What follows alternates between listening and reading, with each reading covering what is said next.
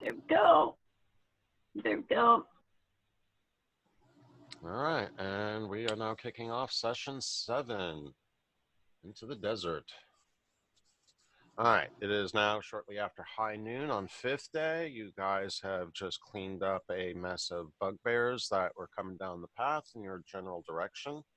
I don't even think they noticed you before you pretty much wiped all but one of them out, and he seems to have gotten away, got further back up the path, and bailed around a bend. And so the rest of you have decided to continue your rest. As I said, it's about high noon, so you can get in about another 4 hours and it'll still be daylight out. And you'll be able to maintain your nocturnal travels. Sounds like a plan to me. Anything you guys want? Now we only got part of a long rest. Now, because it was interrupted, do they just have to finish the rest of the long rest, or do they need to redo the whole long rest? I guess I never figured out how that works exactly. If you exerted yourself, so in case of if you cast magic, yes, your magic, your for learning spells and regaining your spell points, that completely resets. If you engaged in battle but did not take damage, you may resume rest. But if you took damage, you have to start over. How about if you dealt a whole crap load of damage? You did it with a spell, though, didn't you? Yes. I was being mildly facetious, but okay. Yes. Okay. Yeah, if you manage to swing your sword and wipe out 7 of them in a good sweep attack, and not one of them hit you, then yeah, I'd say you'd be able to resume your rest. Yeah, no one hit us. Brown sugar latte. Ooh, Ms., you are evil. Me and Haig just sat here and wiped our butts with the leaves, so. Hey, evil? Yeah, the temptation. Redress says, fine, I will leave them all to you next time. Well, I mean, not all of them. You leave us like one or two. Oh, no, that's fine. No. We want to have fun, I will just maintain my sphere, and you guys can go and swing your sticks. Water away. Yeah, that's what we're made for, the swinger sticks. So at any rate, once we've searched the bodies and gotten everything of value, which is not much, I'm going to come back over here, probably just slide down there, and resume my interrupted rest. Okay. Let's see. Get you out of the way over here. And I will take the 10 minutes to recast the dome.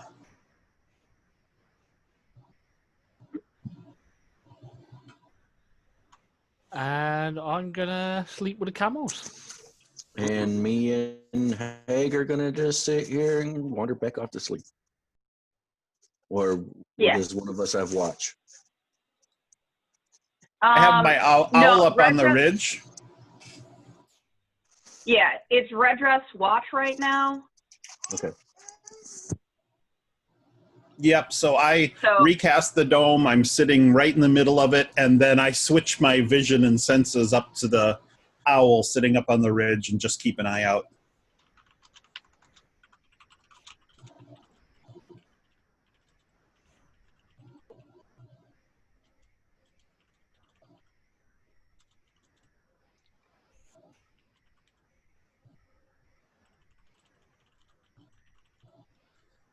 All right.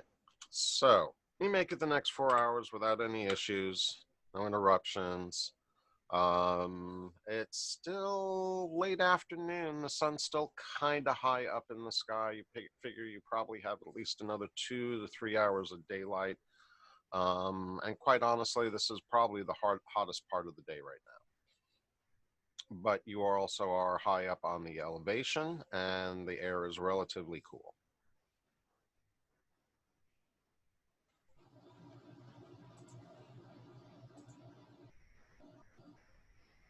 So yeah, we're just kind of, I'm cool with getting started or with waiting.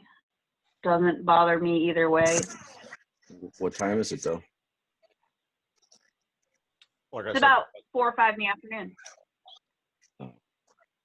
I thought we were waiting closer till like 8 o'clock before we started out.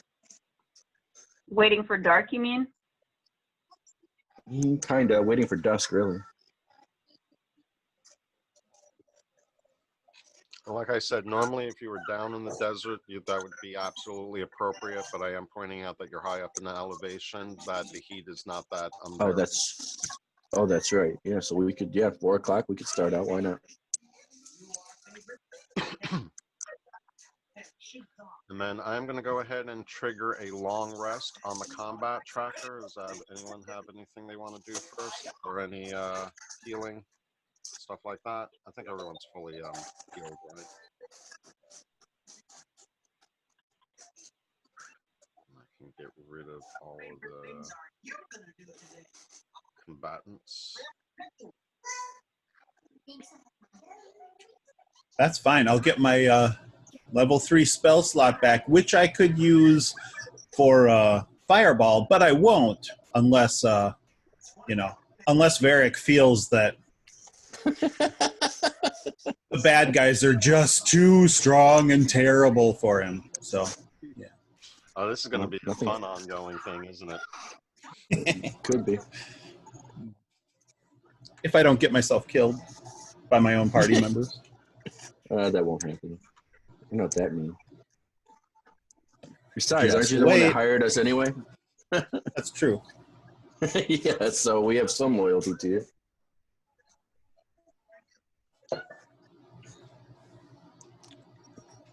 All right. It's all right. We already know that Red Dress likes to show off. All right, so you're going to start heading out as soon as you're rested, correct? Yes. I am going to trigger the long rest in Fantasy Grounds, going once, going twice, and triggered.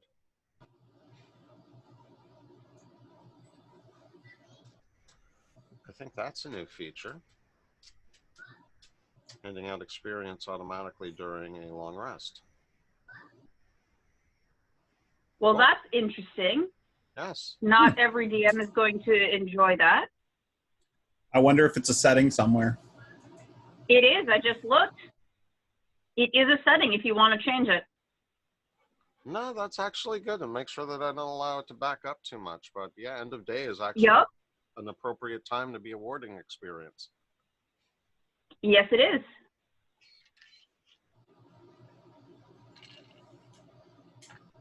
Oh, the little things they change on us all the time. Yeah, not that I'm complaining about this. I'm just glad that they're continuing to develop for Classic as they work on getting Unity up to scratch. Yes, same here. Yeah, and Unity still has a little ways to go. We were playing in a game last night, and we probably had to. We had a problem where I think it was that the DM's network just wasn't up to scratch for hosting. I think was the real issue, but he's not technical, so I couldn't really explain it. Anyways, all the other players, probably 3 or 4 times throughout the session, had to disconnect and then reconnect to the game. Otherwise, our game just wouldn't update. We could see our own stuff, but nobody else could see like any rolls or anything in the chat. Oh, that's problematic. And my token just got unlocked for scale and is now much bigger than it should be. Let's see. I think you missed a button. You clicked the wrong button when you went to approve movement. I think you hit the wrong button. I don't even have that map open at the moment. I had a. Oh, you don't? No, I just opened it. Oh, that's just wow. Yeah, my token just like grew at the same time that my movement line vanished. come on, just admit it. You had a shrink spell enabled and it finally wore off.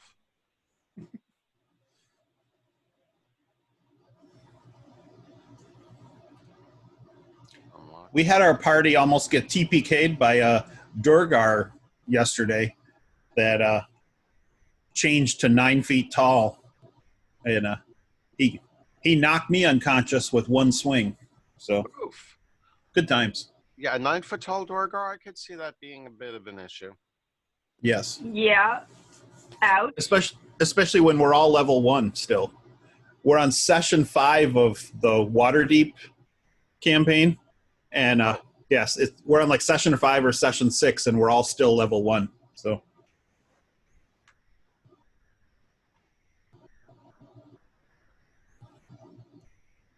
All right, moving on. We head back up past the peak.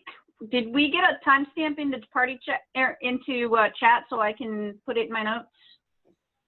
I can do that right now. What time we're moving out? There we go. Thank you. Are you guys eating before heading out? Probably. Eating good berries.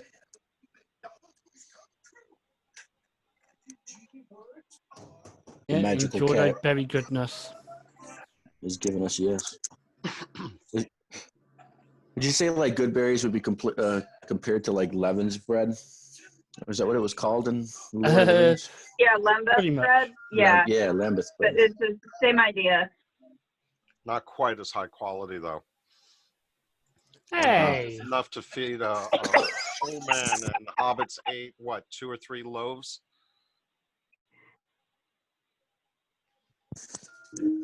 I have you know, my little berries are very juicy and fine. Thank you very much. Jeez, that went weird. Now pop them in your mouth and enjoy them. Lord have mercy. I can tell what path this session is going down already today. Oh, Jesus. you mean which gutter it's falling into? Yeah, exactly. And which way it's flowing. Yeah. Down, always down. All right, so let's see. You pack up. You have a small meal. You pack up and start heading back up the mountain. I'm going to go ahead and close out that map. I am back on the North Knife North Knife Pass map. I don't know why I stumbled over that so bad. And so let's see. Go double check this.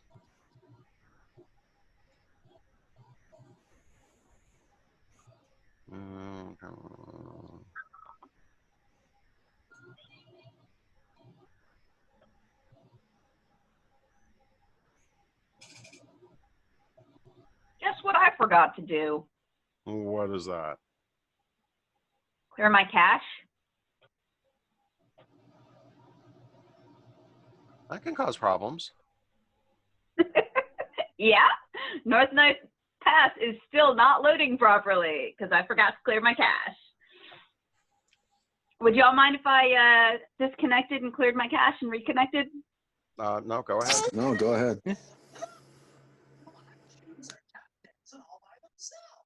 Because that sort of thing you do not want to do while you are logged into the game you're clearing. That is a bad plan. Oh, that's right. You didn't hang out at the refuge cave. You waited all the way to the mountain. Okay, now I remember what happened. So you guys did go to the very summit at when you first got there that morning. And I will reread that section to remind you of what you saw. But then you ducked back down just below the summit in order to camp out for the and get out of the wind for the day and the direct heat. So you camped out in the shade. Correct. So you actually had made yourself up to the summit at that point. So okay, yeah, now my memory is recollecting. So after you pack up tent and make it back up to the top, which is probably only about a few 100 yards away. Let's see.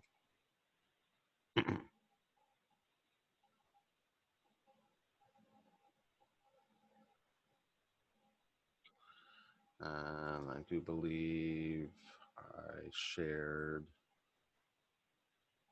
this picture with you guys, which is basically the last bit to the top. And these are ones you created, right?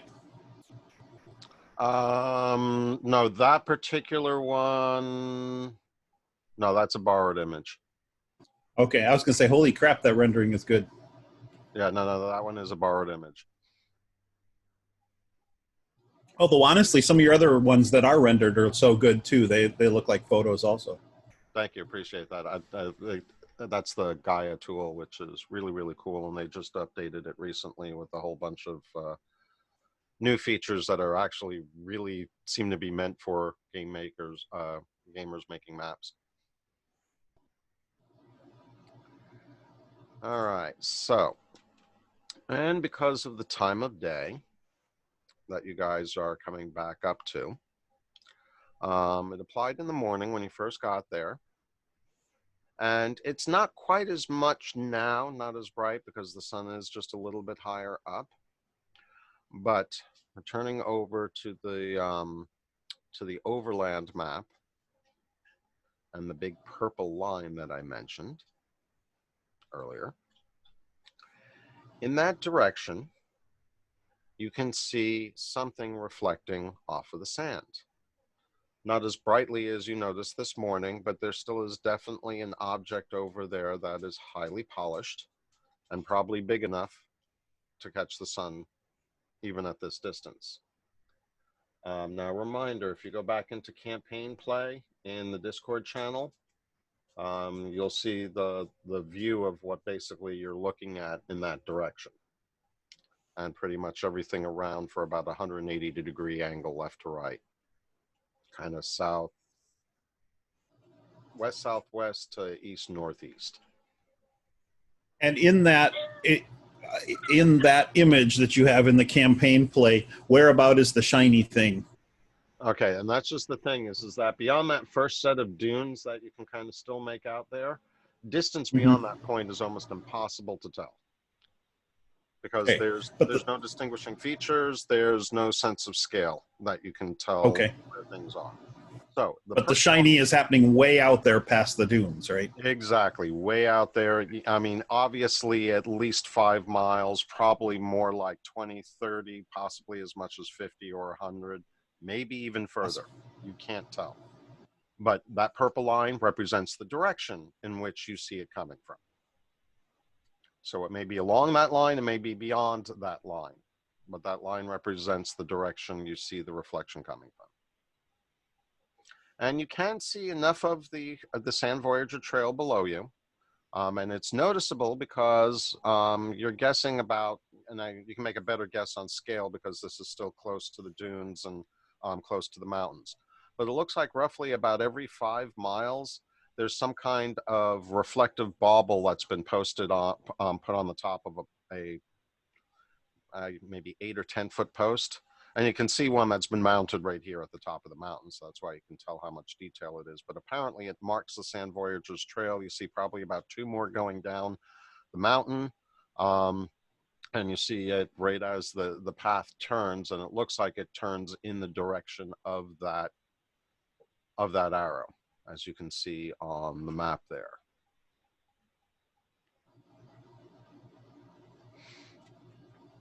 Okay. So yeah, let me go ahead and close this out. Awesomenesses. It turns around this way, and then you can see it kind of heads in this direction. For how far, you don't know.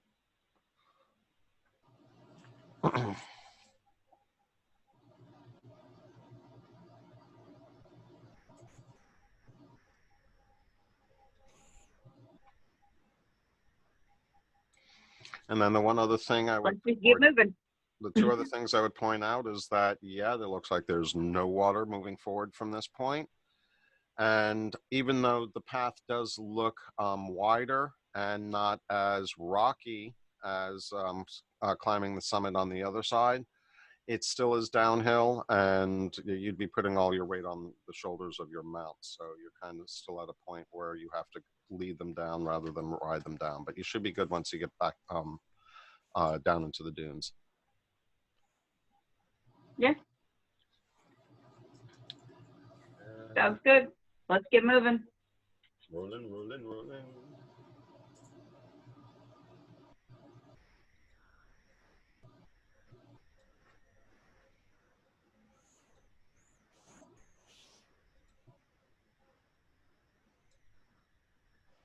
He's rolling dice behind his screen. And that's a lot of dice. A lot of Yes. dice.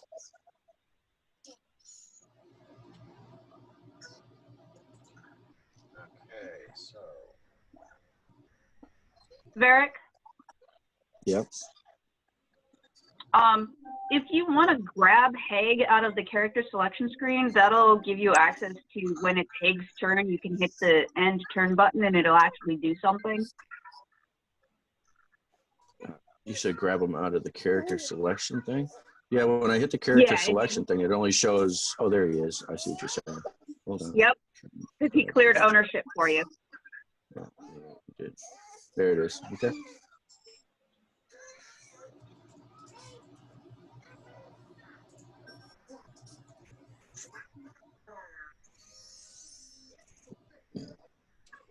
So basically, yeah, you managed to make it down the rest of the way through the mountain and pretty much out into, oh yeah, this is about 12 hours and it's still dark out. We advance the clock at this point.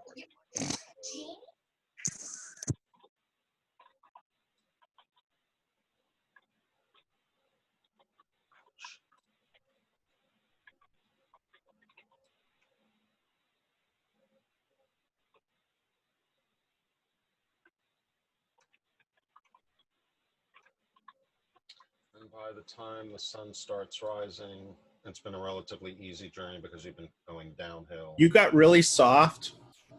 Sorry, yeah, I moved in front of the microphone while I'm trying to look closely at the. Oh, okay. I was like, wait a minute, where'd he go? Is that better? Oh, that's a lot better. Yeah.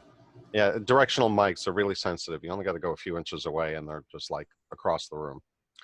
All right, so you're down here on North Knife Pass. That's the one. Oh yeah, I do have that one up on the left there. All right, so you're down there about 12 hours later, but as I was saying, because it's nighttime and it's cool and you're going downhill, you figure you can make it to the bottom of the pass before the sun starts rising. So you actually get to about here, and we're pretty much going to say that you're pretty much off on the edge of the map by the time dawn starts coming. Hold on a sec.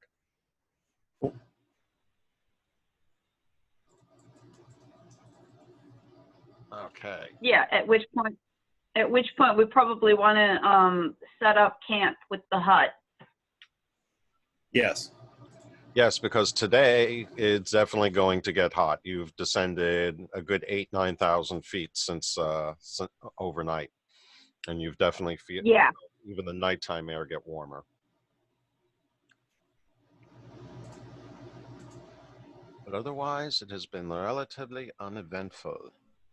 And at this point, we are going to close out the North Knife Pass map and resume travel back over on the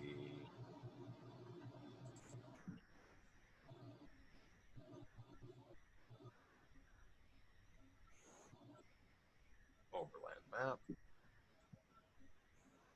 Come on. Fantasy Grounds is really sensitive about making sure you actually click on something with a filled-in graphic. You've got a lot of space in your graphics. It's really touchy. See? I can grab it there, but I can't grab it there. Yep. That's because tokens are PNGs. Yeah. Well, usually, yeah, sometimes it still sticks on the active layer, but yeah, I guess there's reasons for it and reasons against it, but it does make it a little bit difficult sometimes, especially when I'm using another PC that doesn't have a fine-grained mouse control the way my main PC does. All right, anyway, enough griping. So we make it to morning. Da, da, da, da, da, da, da.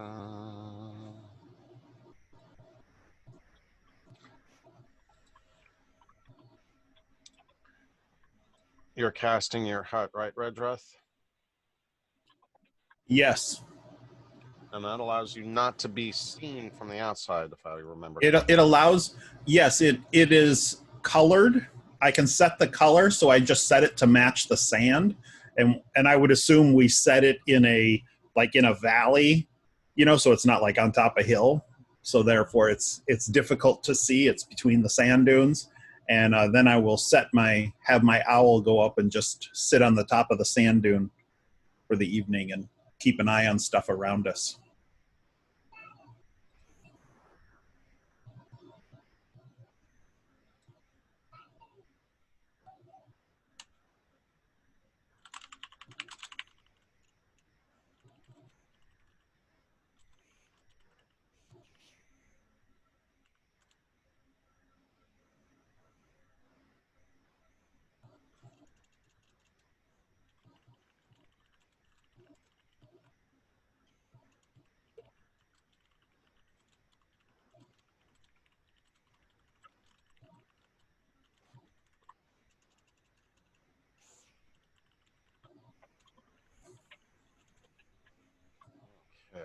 Okay.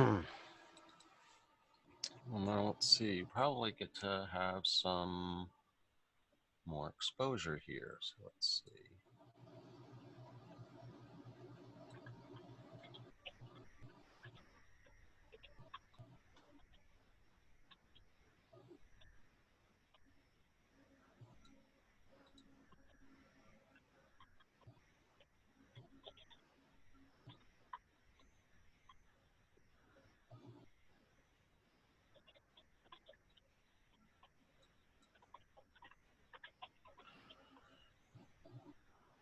Let's see. Should be able to see.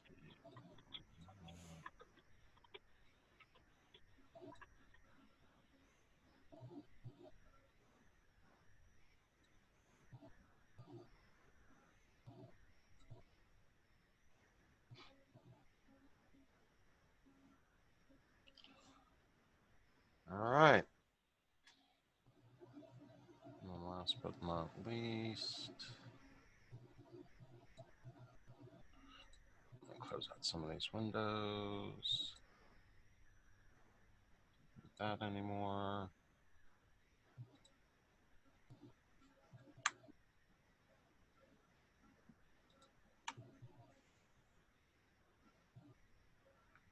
There we go.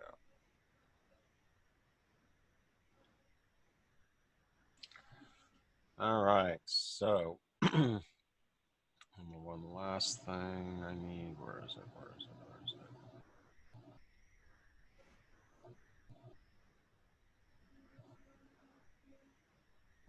Sorry, guys.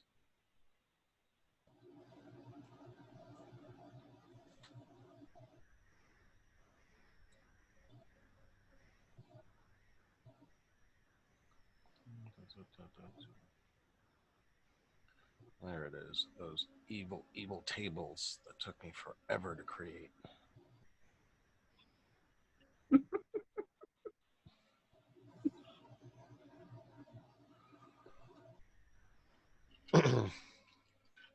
So if we look at that ancient, as we're sitting in our little hut here, and it's nice and temperate and whatnot, I pull out the ancient map.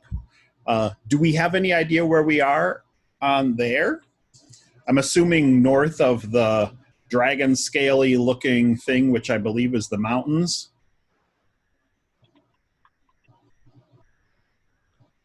Which I still don't. It still looks like the name is pizza, honestly, on the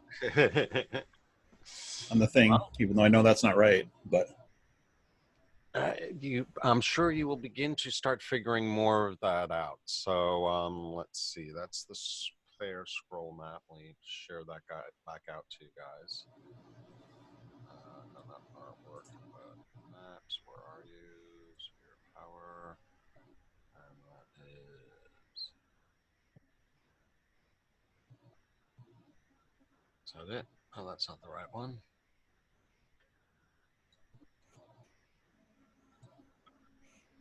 Yeah, that one.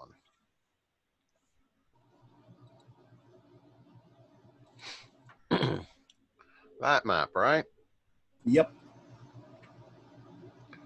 So now you guys have it back up for reference. I'm not going to tell you much else about this beyond what you guys see there and what Jim managed to throw into the campaign play channel of Discord going back to May 17th.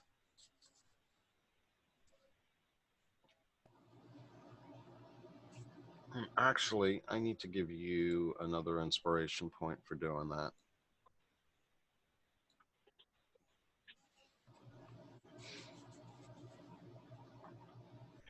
I admit I've been puzzling over this one off and on since then. Well, who knows? So I'm going to, you guys all have it up and I have it shared on the screen. So I'm going to close it out on my side because I don't need it on my screen. And make sure my microphone is still close enough to my face. So, no, not that one.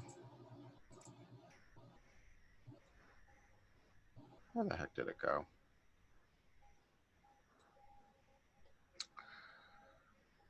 Winding its way through the dunes in a northerly direction is the clear track by such caravans as dare to cross these forbidden lands. Though the prints are far from distinct, it is clear that men, horses, and camels have passed this way.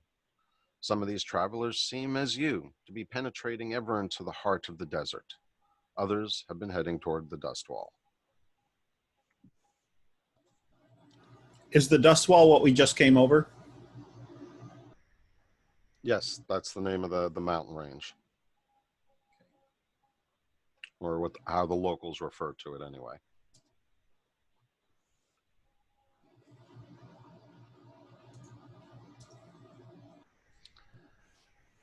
So you guys maintain camp. And again, you make it through. All right, so camp is uninterrupted. And you are able to proceed along the trail if you choose to do so. Unless you want to make any other preparations. Does the trail head in the direction of that shiny thing we saw way ahead? Roughly, yes, at least at this point. Okay. Okay.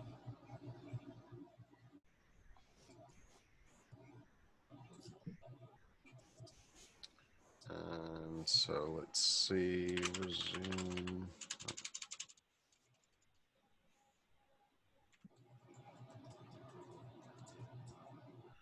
And in this case, I presume you actually are going to wait until dusk before you head on out because it is getting much hotter down there. But your rest is uninterrupted. Not surprising, given that not much can see you.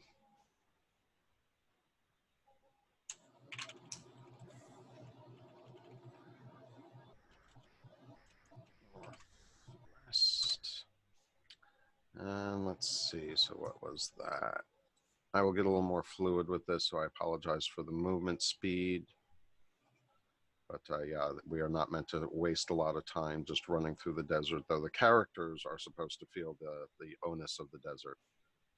All right, so now that you're back on camel, you are back to desert overland speed, and that means it takes roughly 9.75 hours to travel on hex. So as you guys head on out, about 7.5 hours later, you find yourself over here.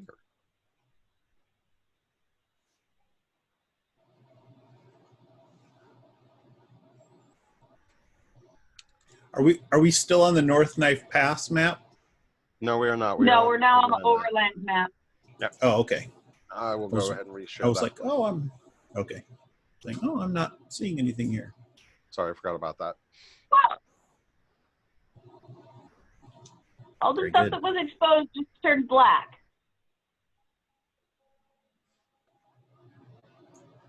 Really? I don't think it was supposed to do that. Yeah, Yeah. I can see right up to the edge of where we are. And that's it. Yeah, I All got the stuff exposed. that was exposed is showing up as black, solid black. I don't see black, I see gray. Well, I see a lot of gray too. Right, but your image just disappeared on you. You may have to reload it. Again? Oh, well, I'm not saying the cache or something. Let me try sharing it once more and see if that makes a difference. Because the one on my sharing screen is still displayed just fine. So Yeah. it's definitely on your end. I think it's something on my end. Sync client view. Okay, did that help? No, it made a difference. Thinky? No, it made a difference to everyone else.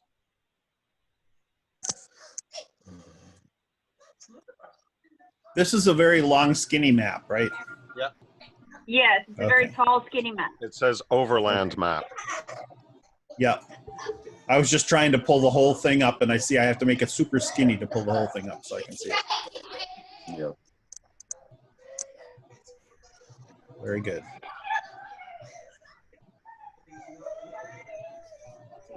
Yeah, now I don't, now it's all gray, which is really, really weird because on your screen share, it's not.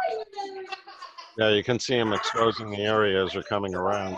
And everyone else is seeing the same overland map that's showing on the Zoom sharing, right? Yes.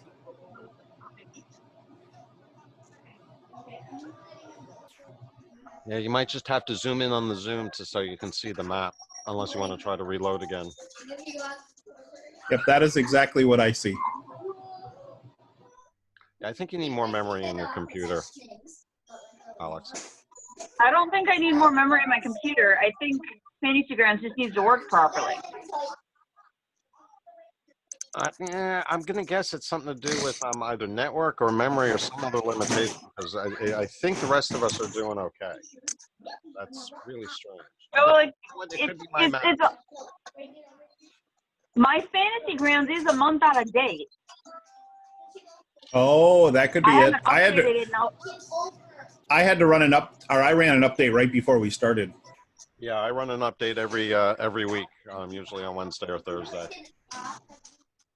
Yeah, and last time I did that on this internet connection, it took me 4 tries over the week before I could actually get Fantasygrams to start again. Oof, jeez. Yeah, I think it's your because my internet connection is unstable enough that it corrupted the install to the point where Fantasygrams wouldn't open. Ouch. Until I ran a complete uninterrupted update. So yeah, not going to do that. Well, fortunately, this is just the overland map, so it shouldn't be a problem. Let's hope in the next actual battle map that I share is not going to cause you any issues. Fingers crossed. Because that's where you're going to really need to be able to control and move things around. Yeah. Where things are. All right. All right. So up here, it's actually your first instance of one of those signposts. Atop a dune, near where the track makes an unexpected turn, a thin, tall pole marks the way.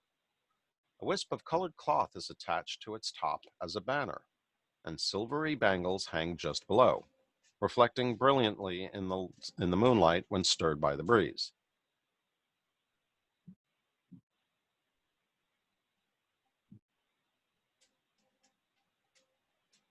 And this is going to probably be, yeah, you're already on the next day now.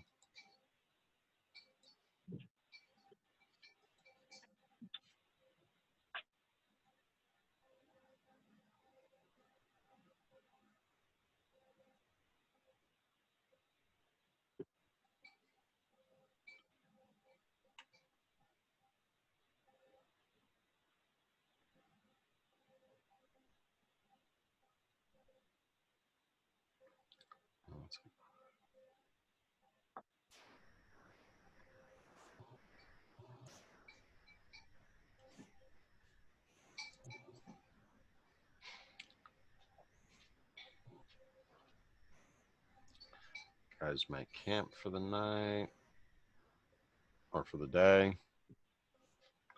About 2 hours later.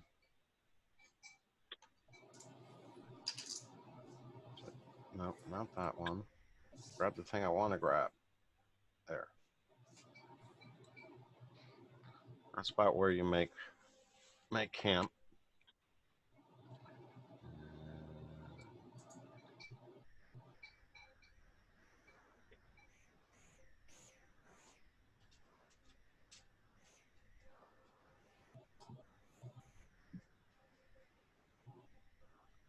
It worked. Woohoo! It worked. By the way, that was a nesting of worked. nesting of 4 tables that actually all triggered correctly. Nice.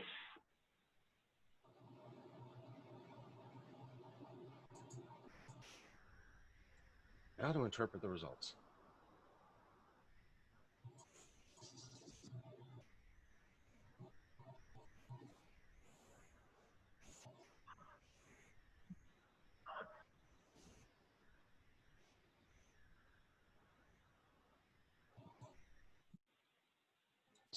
So let's see. Same watch order for tonight, right?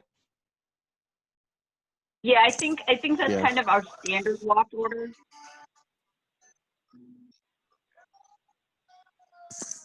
Yeah, I think it would make sense. Yeah, I mean, I'll go anytime pretty much. I know some of you need uninterrupted longer time, so those of us that don't should probably go in the middle, I would think. Or does that make sense? Yep. I think except for the 2 brothers, all 3 of you are elves, right? So you already got that Yep. set up. So yeah, it starts with Yep, Haig, cool. finishes with Varric, and the 3 elves are doing their 4-hour stints in between. Perfect. So Haig forsakes his initial rest. It's a full 8 hours, while the rest of you do. Whereas Varric takes his rest right away and then takes watch after he's gotten his rest. And that seems to be the most logical way to do it, without a doubt. All right, so let's see. Eeny, meeny, miny, moe.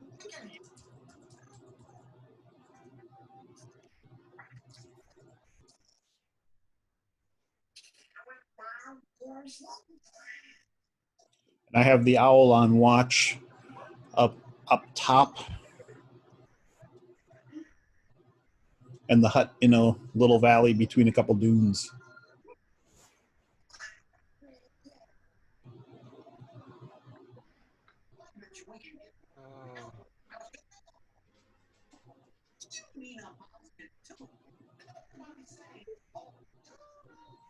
Oh, and this actually works out rather perfectly.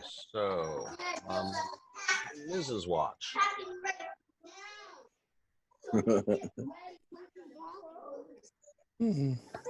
Nice. And where are you?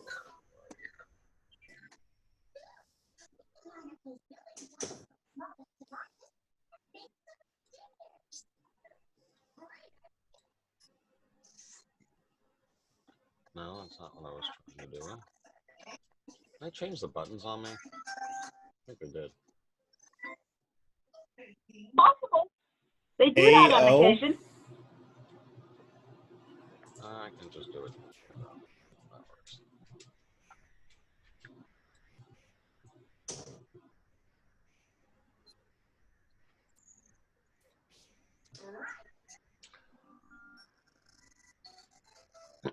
All right, Ms. While you're up, I'm presuming you're staying in the tent to stay cool, right? I would, yeah, I'll probably be intent to stay cool. Can I see And when out? and just so you know, when I'm resting, I bring the owl inside because I assume the owl gets really hot being outside also. Okay, good point. Uh, The tent allows you guys to see outside even though things can't see in, right? Correct. Yes. Okay. So yeah, you pretty much, maybe not sound, but at least sight is pretty good on there. But in this case, it's another one of your feline senses that kind of go off. And it's the remarkable sensitivity of the pads in your paws that wind up proving to be somewhat alertive in this instance. And so you're on watch and you're just kind of like walking around the inside perimeter of the tent. And as you have been walking around, you realize that one corner seems probably the northeast corner, the southwest corner of the tent. Like as you've been walking around it, each time you walk around, it feels like you're a little lower than you were the previous time you went through there. And it's, at first you don't notice it right off the bat, but after a couple of times, you're like, something's not right here. And when you go to check it out, you realize that there seems to be a slow flow of sand going underneath the cloth of the tent, or the barrier of the tent. And it seems like the sand is being pulled into something just outside the edge of the tent. And looking out there, because you can see, is that there does seem to be a bit of a depression out there relative to the rest of the area. And it's kind of setting off your panther sense. Okay, I will let out a low pitch warning roar. Roar or growl? Well, you know when a cat gives it like I don't know. I don't know if Like when you step on its tail? I've kind of jag. I've got to remember I'm not a lion, am I? So a lion would do that, but yeah, is it the one that's alerting the group of danger, or is it the one that's telling adversaries to back the fuck off? Yeah, so it'd be more like a high pitch, like whack kind of sound effect, like what a jags make. Okay. All right, so party, you've been alerted by your feline companion to something. All right, the brothers are up.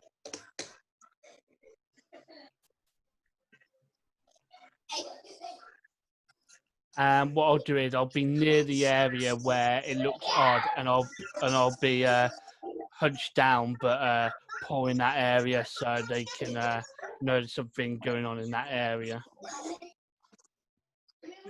It's definitely outside the perimeter of the tent, but close enough that you kind of see the sand sinking outside the edge of the tent.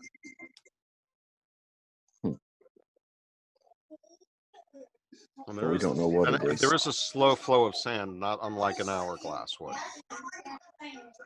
Redrith wakes and looks at it and scooches a little farther away and turns to Varric and says, "Here you go." All right, fine. Then me and Haig will both walk out of the tent to see what's going on. All right, so Do we see anything? We can't really see in the. Or is it dark, or is it? It's 11. It's 11 a.m. Yeah, it's bright. So it's almost okay. All right, so we step outside. Okay, and so you're going to have to go around the tent, the entrance of the tent, to get to where the point of interest is. So you're going to both walk around the same side, or are you going to flank? We're going to flank. Okay, so who's going clockwise and who's going counterclockwise? I'll go clockwise, he'll go counter. Okay. And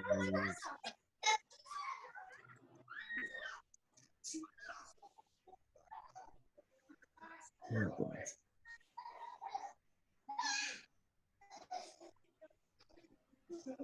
And Redrith is more to the farthest side of the hut, away from whatever it is, but he's just sitting and watching through, but also maintaining it so that there's a safe place for people to run back into if they need. Gotcha. All right, so you said he was going clockwise, right, Haig? Yeah, I'll go counter, he'll go clock, yeah. Okay, so as Haig comes around, you're both basically at about the same speed, but just as you catch sight of him coming around the other side, the sand kind of gives way underneath him, and he needs to roll a choice of Dexterity. a acrobatics or an athletics check. Let's see.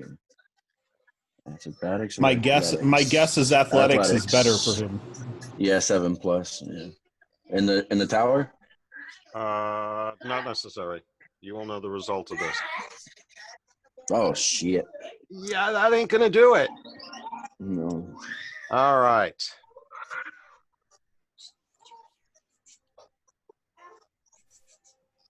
Oh,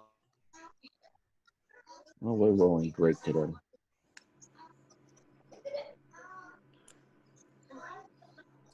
I'm just hoping it's not the creature I'm thinking it is. Otherwise, we're going to be listening to a lot of Prince tonight. It's the Sarlacc pit. Exactly. Exactly. Not too far off, but yes, the hole starts basically the rate of the sand going down.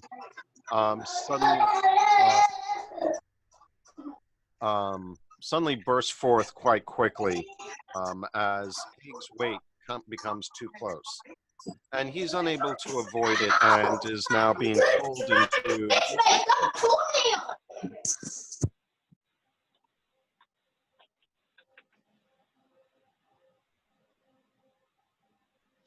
Yeah, Dan, it sounds like you rushed them out of the room, but we might have to mute you a little bit more, or Eric. Yeah, sorry, I got kids. Yeah, no, we understand kids, and we want to dissuade you from doing so. Just be aware I might have to mute you. That's fine. But yeah, meanwhile, your brother just got pulled into a sinkhole. So he was... All right, so that was his chance to get free. All right, so he is now in the sinkhole, and it appears he's going to need help at this point since he wasn't able to avoid it. However, Varric, you are there and practically in reach. Right, do I see anything that's causing the sinkhole, or is that still to be investigated? Still to be investigated. As far as you can tell, it's just the sand is collapsing. All right. And obviously, all of you can see this through the tent, so it's not like you have to wait for him to scream or anything. I'm gonna treat this as if it's like if the ice breaks underneath you and you fall in. I'm going to lay down and stretch my arms out so that Haig can reach to me and try and use me to climb on top, or to climb over me, basically, as a ladder, as you could say. All right, so this is where it's going to get interesting. So how heavy is Haig with his gear? Oh, with his gear? I don't know. Yeah, yeah. How much weight are you pulling out of here, buddy? So let's see.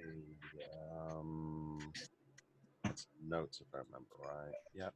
All right, so he's 335 pounds. 35 pounds. And then inventory adds... See, I wouldn't be really pulling him out, though. He'd be pulling himself out. Well, no, to a certain extent, we'd both be pulling each other. We'd both be pulling him out. So, I mean... You're right. You are right about that. You would both be pulling each other out. And so your strength together would combine. Right. But it looks like he has 174 pounds of weight on him. Plus, so you're looking at what, over 500, almost 600 pounds? Roughly 500. 500 is sufficient. And okay. Let's see, how much can I disclose here? All right, so what's your strength? My strength is 20. 20, and he has an 18. 18. For a total of 38. You don't have enough strength to pull him out. Between the two of you, you're close, but you don't quite have it. So, but doesn't Kaylily have the fancy rope? I was thinking that too. And that can pass through the hut. How could it pass through the hut?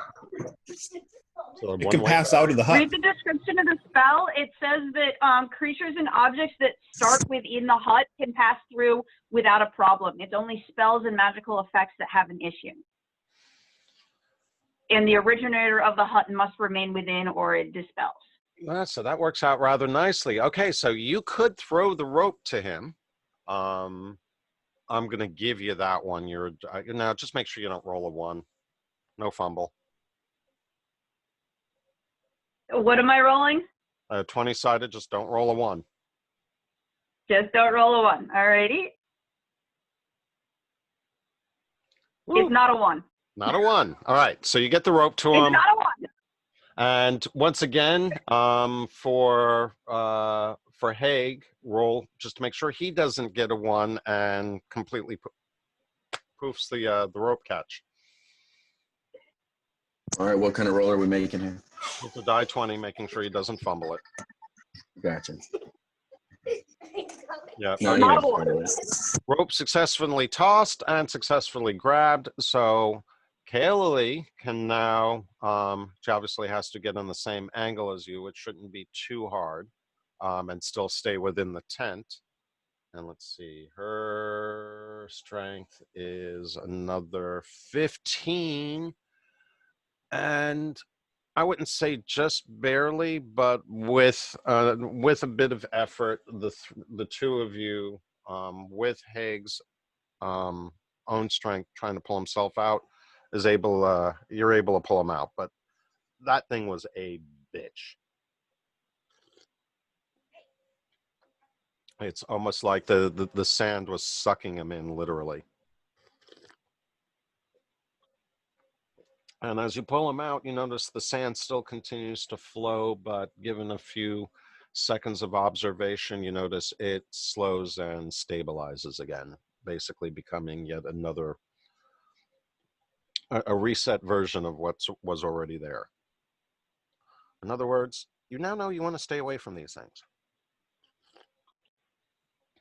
that's the thing. We don't know what these things are. As far as you can tell, it's just a natural phenomena of the desert.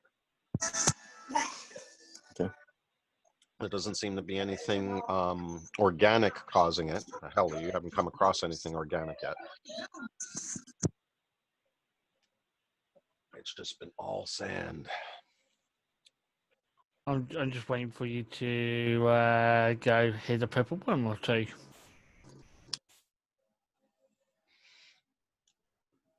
Say that again, Liz? I said I'm just waiting for you to drop a purple worm or two on us. Oh, you really want one of those? Yeah, no trick question.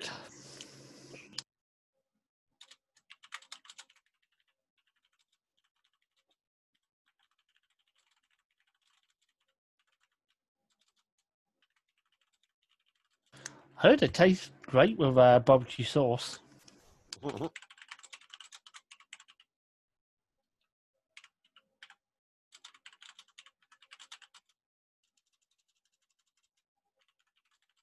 Yeah. I'm going to suggest that perhaps we should shift our campsite.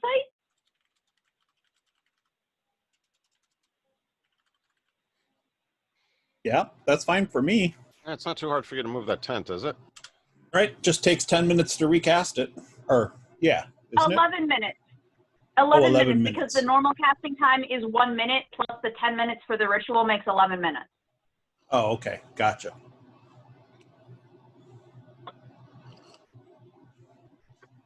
But yeah, it's not that difficult. So I'm sure I'm sure we can suffer for 15 minutes while we find a better spot and recast the hut. I'm sure we can suffer for 15 minutes. Right. But you're definitely enjoying the water that you have, which is still feeling awfully cool and crisp, even though it's been, 2 days since you've collected that water? Yeah.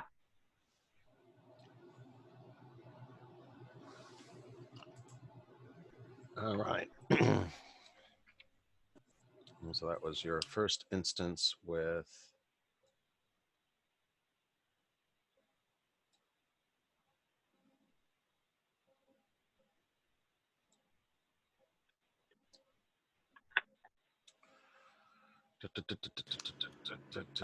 Just question. I mean, how was the camels acting during all that? Were they nervous or were they just relaxed and chilled about it?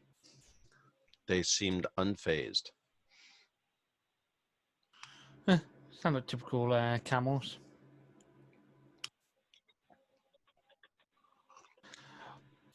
When I Yep. think of camels, I think of they like the goths of the desert. Kinda. Yeah, it seems like the only emotion you can get out of them is irritation. They're certainly not as nice in behavior to look at, or to ride, or to smell as horses. And I'm sorry, horses don't smell that great, so that says something really bad about the camels.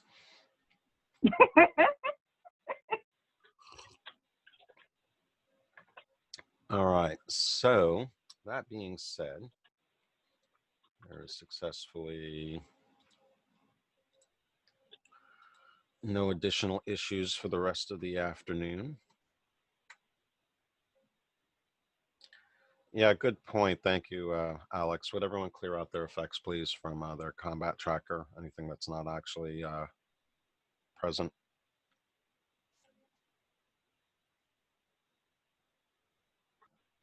I just have a question. This goes for mostly for the GM, but also for players. Do we need to have our comment-only effects, such as Fey Ancestry and Mask of the Wild, in the combat tracker? Or are we just going to remember that we have those racial features? It is a little more confusing for me to see in the effects list, but my screen is big enough that it's not that big of a problem. I pretty much just left it up to each of you. If you really feel you need to remind yourselves, then that's fine with me. Okay. I'm going to leave Skirmisher on there. But I will probably forget, so. Taking the others out. The Warcaster advantage versus save a concentration may Warcaster become can important. Warcaster needs to stay.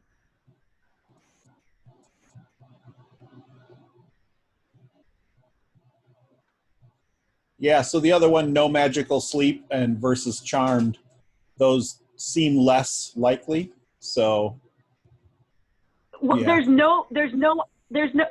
no actual programmatic triggers for Fey Ancestry. It's comment only, so you can take it out. You just, anytime you make a throw and the effect seems suspiciously like a charm effect, then you just ask the DM, was that a magical charm effect? Because I get advantage. Okay, I just have to remember that I actually have that ability. But oh, very good. Okay. Yeah, sometimes it actually works out in my favor because I see those things and I can remember also that, oh yeah, that's not really going to apply to them, but I don't got to necessarily say, hey, something's trying to charm you. Right. But at the same time, like, I have a habit of accumulating effects, and his wild shape effect is just a massive string, and it's huge. And it's kind of necessary. I can definitely. Varric, you need to remove your hunter's mark. How do I do that? In the combat tracker, I think it's supposed to be a winged boot, but it looks kind of like an anchor too. If you click on it, then if Varric is your active character, you should get a delete symbol.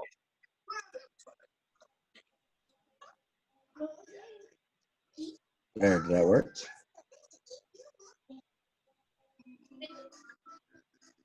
Yep, it went away. Okay.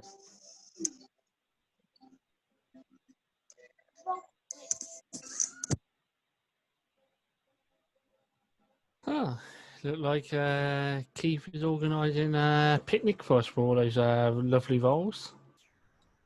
Yeah.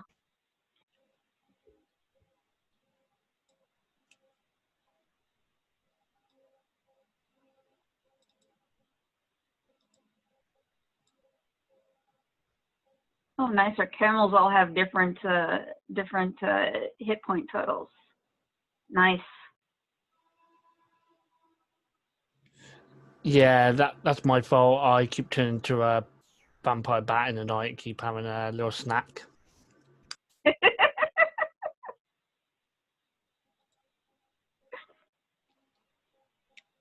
Anything else happen after we relocate our camp Yeah. and go back to bed? No, you may just go back to bed. There's no other additional, nothing else that happens at that point. So you make it through camp, roughly about 6:20. You guys break camp. You begin heading back out again. After you have breakfast, so it's probably more like about 10 to 7 or so. And then you're probably traveling about another 2 hours. So it's probably just about, there's still a little bit of light in the sky, but not much. And let's see, all of you please go ahead and roll perception checks.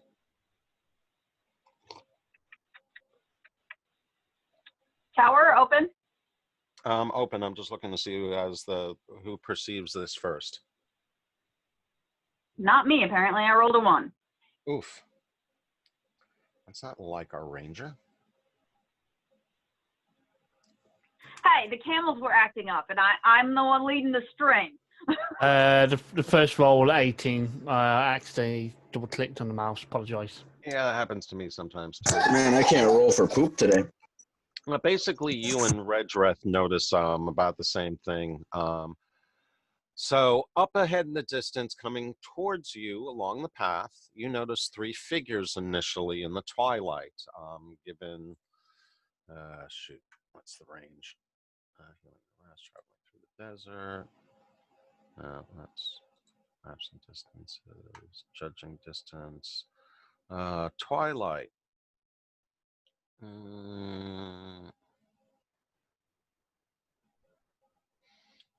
Oh yeah, still probably about 300 yards easily.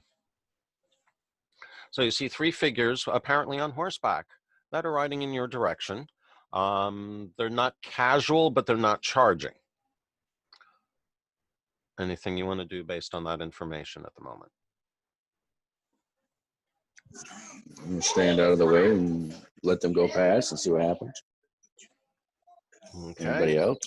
What does it look like about where we're at? Are we between sand dunes? Are we on top of a sand dune?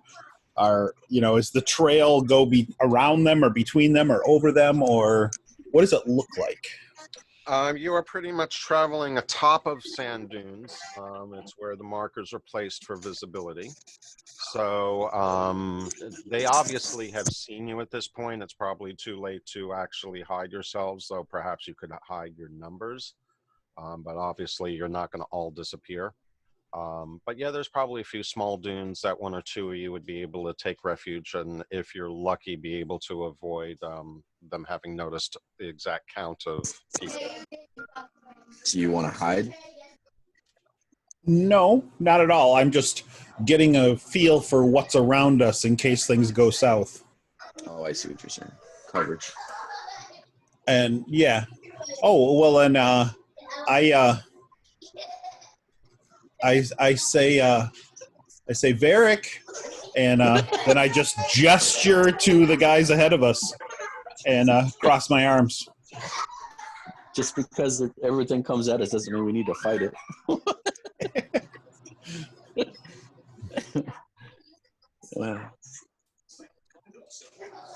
Who actually has the best charisma for talking to people? It's not me.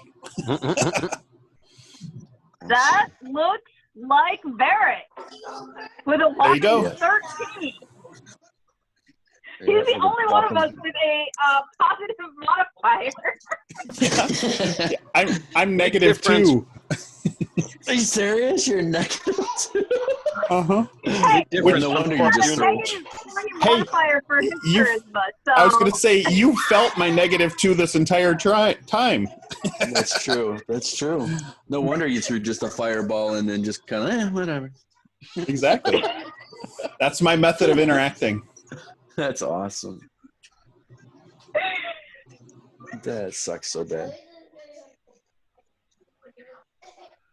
All right. It's definitely a big change from a corporation unicorn where we had 2 players with 17 or higher. That's Yeah. true. Jim, We you are were a not a charming little runt. charismatic group at all. Yeah, that's true. Wasn't mine like, I think my charisma was like 20 on Yep. my little gnome. Yep, you were a charming little Yeah, runt. well, that's because you're a charisma caster. Yes. Yes, exactly. But what made it even funnier is that you weren't a wood gnome, you were a forest gnome. Right. Or not a rock gnome, but a forest gnome, which normally don't come out. It's basically the Travelocity, Exactly. a gregarious Travelocity gnome. That's right. Well, I guess we just wait for them to go by. If they go by, if they stop to talk, then I'll be the one to talk to them, since nobody else has a charisma. So they do maintain their course on the path. As they get within, let's say, about 100, maybe 75 yards of you, you can tell that there's, like I said, there's 3, 1 in the lead, one on either side flanking him. He nods at you as he comes within range, and then they slow down. Oh, isn't he pretty? And Nice. as he approaches you, he bows, and the others give you deference. They are obviously well armored, and he speaks out to. Greetings, travelers. Sorry. We are in search of a lost caravan. Have you seen any caravan along your route? No, unfortunately, I have not. Only thing that we've come across is bugbears. Ah, filthy beasts. Hopefully you took good care of them, I presume. Yeah. Yes, we did. Wonderful, wonderful. So you do not appear to be around in here. What brings you into the desert of desolation, a most inhospitable place?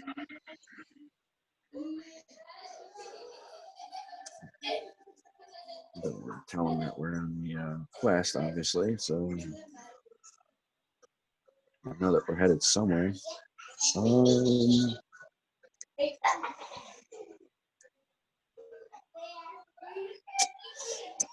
be honest with you, I don't really know what to tell the guy.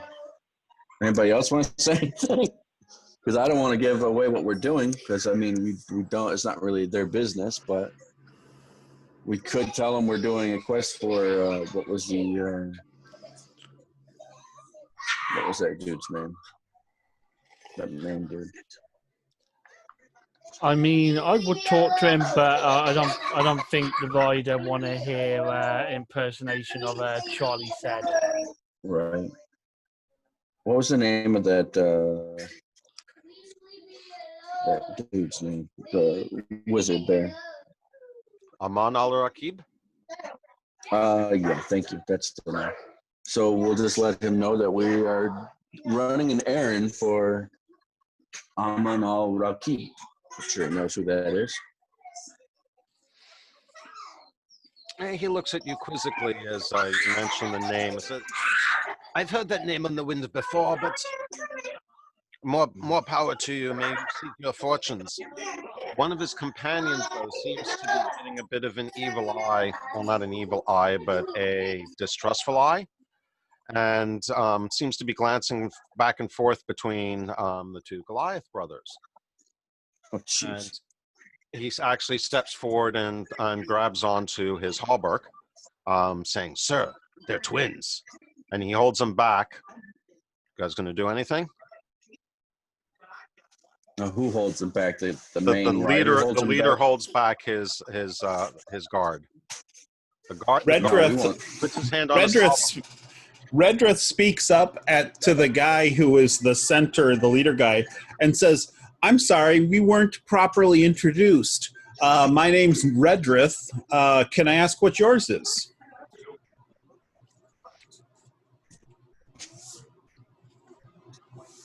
It's true we weren't properly introduced. Good call, Redrith. So he before he addresses you, he puts his hand in front of his companion and holds them back and says, "They are not twins. They merely look alike." And he says, "My apologies for my companion, dear brothers." Yes, in a quivering tone. I am Ali, and these are my gods. We are on a rescue mission looking for the aforementioned caravan. And I apologize for my companion. He is somewhat distrustful of twins. Not prophecy. What's the word I'm looking for?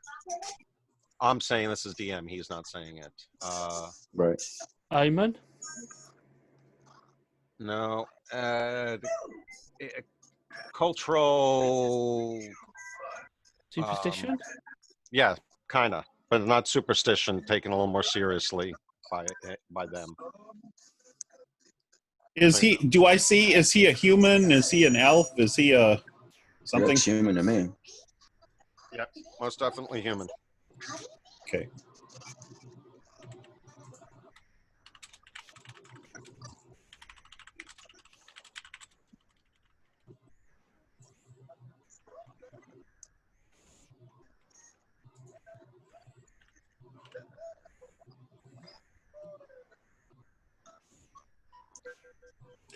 Redreth will just continue saying, "Yes, we are journeying for the guy that you had mentioned, yeah, him, and Well, but let's clarify something. Are you talking about the ancient wizard that everyone should know, or just the one who happened to send you on this quest from the little desert town?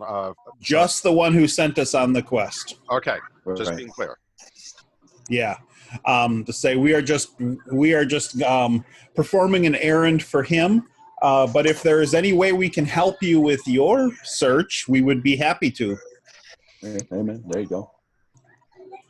Alas, unless you have seen the caravan, I don't think that there is much help that you can provide. But if you should see them, I would hope that you provide them any aid as possible and direct them. At this point, probably the best place would be to send them to the Oasis of the White Palm. The Oasis of the White Palm? Yes.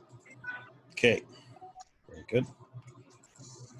Which is probably about Well, since we're a week's journey north of here, along the Sam Voyages Trail. Since we're having such a nice conversation with this gentleman, can I ask him about the sinking sands and what that might be? Yes, you can, but just to fill back in a little bit, because I realized I got distracted before I finished the point. Not the superstition, but their cultural belief or whatever else he was apologizing for is that, you know, their culture or whatever isn't very trusting of twins. They will almost always hate each other because in this culture, there's much to be gained by being first. That makes sense. In most stories, you always hear the younger brother killing the older brother for power and to gain that. Yeah, exactly the sense that you get here, but that he's not trustful of the two of you. Is like, wait, since when do since when do twins travel together? But you will also perceive this as a bit of a cultural bias, and you know, the same way that, you know, some people say, oh well, they all look the same to me. He's just not appreciating the nuances between the two of you and thinks that the two of you are twins, whereas the leader's obviously astute enough to realize that you're probably just related or brothers, but not necessarily cut from the same cloth or even the same age. Well, that's the beauty about me and Haig, was we look at those comments and deal nothing with them. They just roll right off our skin. So. But at least to the rest of the party, you're kind of aware that there is a bit of a cultural myopia in the people that you're dealing with. You have not come across very much racial diversity except for a few occasional outlanders that have come from the Sword Coast. That makes sense. I tell Ali that we will keep an eye out for the caravan, and we will definitely send anyone that we see that's part. If we run across it, we will definitely send them up to the Oasis. But before you dismiss him, I really want to ask about the sinking sands and know what and kind of want to pick his brain about these sinking sands. Ah, yes, the sinkholes. Be careful of them. If you've encountered them, you know why. It's not easy to pull one out. On occasion, you'll find something under the sand that's causing it, but more often than not, it's just the sand settling after a sandstorm. Well, at least we got a little bit more info on that. And that's what could have happened to the caravan. And one word of warning, as you approach the gates ahead, do not pass under them, pass to the side. They curse all that step through them. That's good to know, too. The gates. The gates of Seoul. So you were a little quiet. The what? The gates of what? The gates of Seoul. Sewell. How is that spelled? Maybe put it in the chat or something. He looks at you quizzically. I think that asking to spell was an out of character comment. Sorry. Yes. For my notes. And in this case, I'm not going to be able to give you the spelling. Sewell. Okay. Think about Probably UOL. I mean, I don't know. That might be it. Might be not it. Who knows? the reason being, not that I'm being difficult, but I want you to think more in terms of phonetics than necessarily symbol.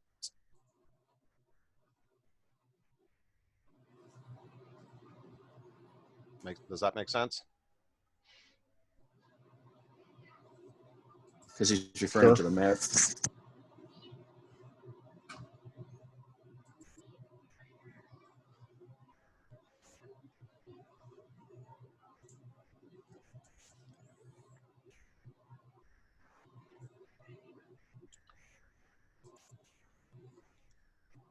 And actually, that was the third guard, or the second guard, the third of the three of them.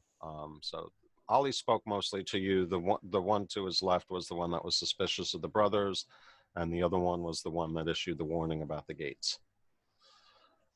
And other than that, they do a flourished nod to you with, the waving hand and, the exaggerated bowing gesture before they start, or before they continue southward, and apparently looking for this caravan. Okay, and we bow back, and that's the end of that.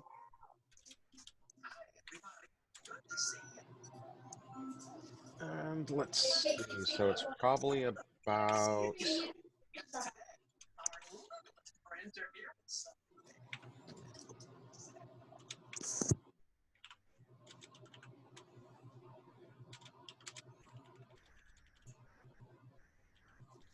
All right, so I'm going to give you a quick intro to this, and then we're going to take a break while you guys ponder what you've been given.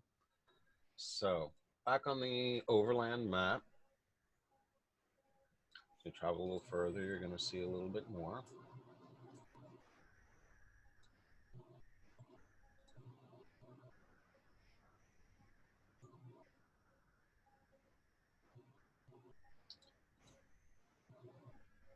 And so this is just before midnight.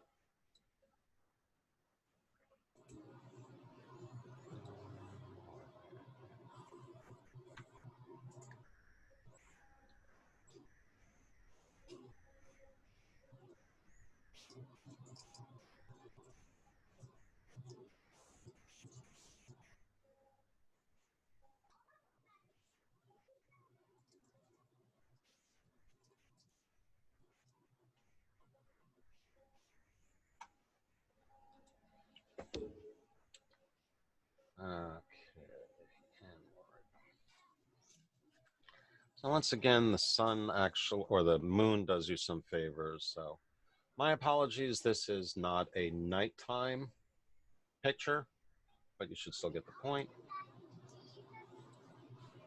This is what you see not too far in the distance. Rising up out of the dunes, twin pillars of stone flank the obvious track of previous desert visitors. These ancient pillars slant at odd angles, their peaked tops resting against one another as though for mutual support. The pillar surfaces are pockmarked, eroded by centuries of sandstorms. Nevertheless, on the side of each facing you, an inscription is faintly visible. Yeah, no, we go around.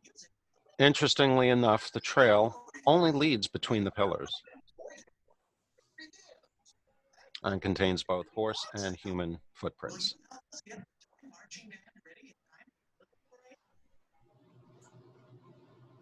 Well, I don't know. I'm just listening to dudes that go around. So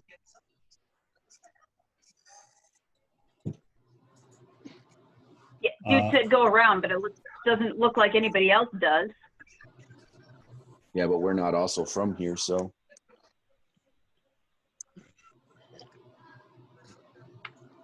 maybe there's some fire by trial that you have to go through to be able to go under those. I don't know. All right. Is it possible to read the inscription? You're going to take a look at them, I guess? I would like to get a closer look and see if I can read them. Close your eyes! Close your eyes! Excuse me. I have comprehend languages as a ritual. Don't pay attention. Oh, boy.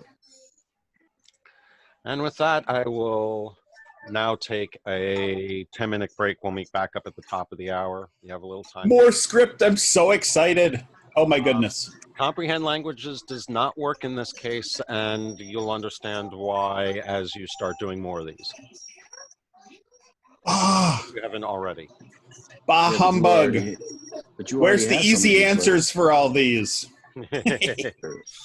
On the back of my map. Exactly. Yes. Hey, we never looked at the back of our little parchment scroll here. Maybe the key is written there and we just missed it. And don't forget your lemon juice. Exactly, and a candle. Lemon juice and a candle. For a candle, I'll just use a fireball. Anyway, yes, both of these are custom art pieces. So, That's awesome. I mean, obviously borrowed some terrain and stuff, but yeah, I've been mixing and matching. Redrith really wants to go through the arch. I'm just going to state that right before we take our break here. He really wants to. I'm gonna take I'm gonna take a piece of parchment and some let's see, I have chalk. I'm gonna take a rubbing. That's a good so way to that we look at have grave, I gotcha. exactly what it looks like, and then a transcription that's possibly a little bit more legible. So yeah, I'm gonna make copies of this. Please do, please do. Yep. Redrith does the same. And just one small note, that little thing in the lower right corner is just my watermark. It's not part of the actual image. Yeah, Okay. that's what I thought. It looked more like a watermark than part of the image. Okay, I just want to make sure that was clear. Though I don't want you to spend time trying to debug it because it's a completely different language. So if you know Tolkien, you might be able to debug the Elven runes there. Okay, see you guys in about 10 minutes. Okay, I will be back. Me too. Yeah, catch you on a bit.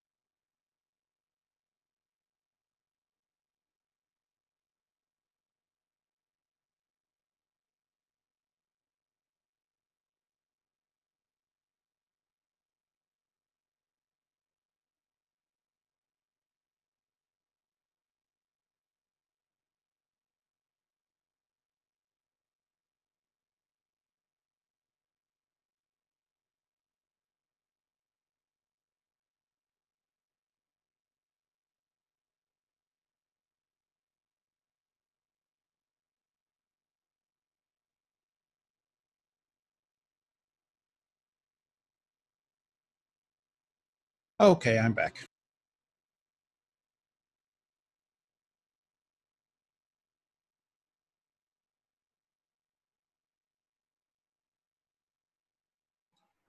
I'm going to need about 2 more minutes.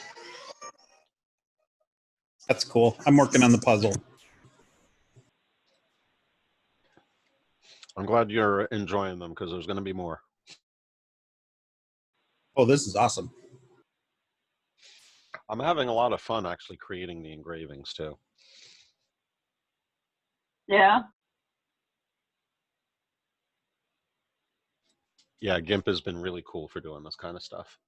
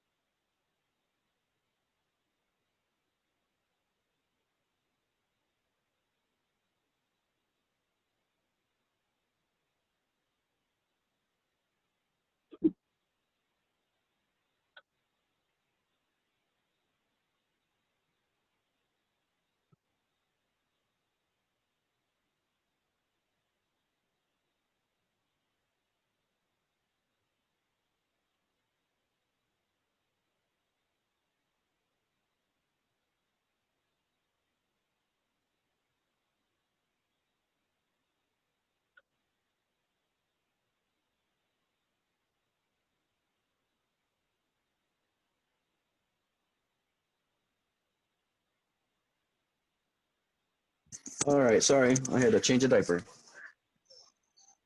Okay.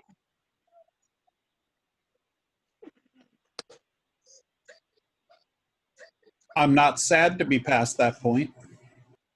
I got a couple more years. We just turned 1 today, so we probably have another year and a half. Depends on. Some kids are Depends on- ready earlier, and some kids just have a hard time being ready. Well, I got a 5-year-old right now Apparently- that has issues wiping her butt still. So Apparently, my sister had issues at daycare and didn't at home, and that was because she was still in the infant toddler room. And once they put her in the preschooler room, she had no trouble. yeah, they watch other kids do things and they want to do the same thing. So yeah. Exactly.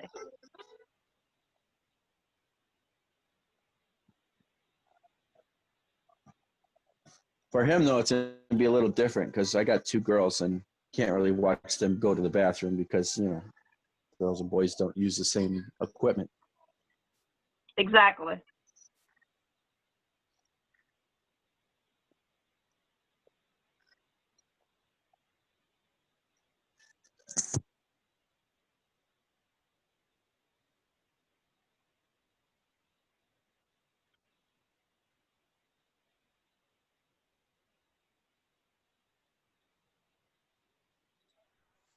Okay, I'm back. Ready check is up. Okay, I'm still working on this puzzle.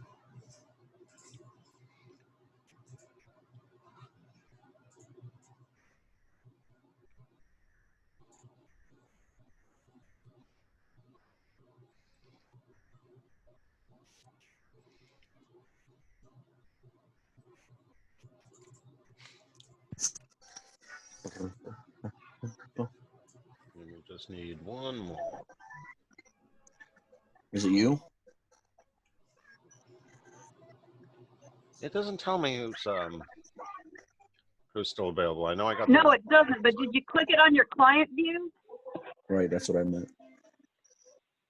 Okay, no, he clicked it on his client view, so it's the player that we're missing. Israel?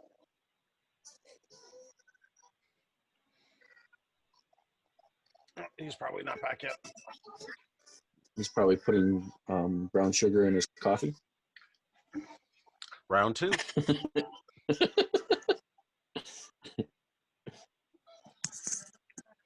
I'm going to have to try that now, just to try it. That just seems interesting to me. Mm-mm. Have you ever tried it, Keith? The brown sugar thing that he put in there? Yeah. Or in general, putting brown sugar in my coffee? Just putting brown sugar in your coffee. Have you ever done that? I'm probably not too far off because I do put vanilla in my coffee along with my sugar. Well, I guess I mean, sugar's actually it's molasses sugar. and sugar, Right. but vanilla's not too far off. But yeah, I can definitely see doing it. Actually, I've been buying brown butter sugar, Starbucks jarred coffees for my wife lately, so I can't say it's unusual.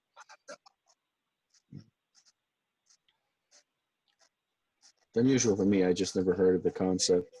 But it's why we learn new stuff all the time.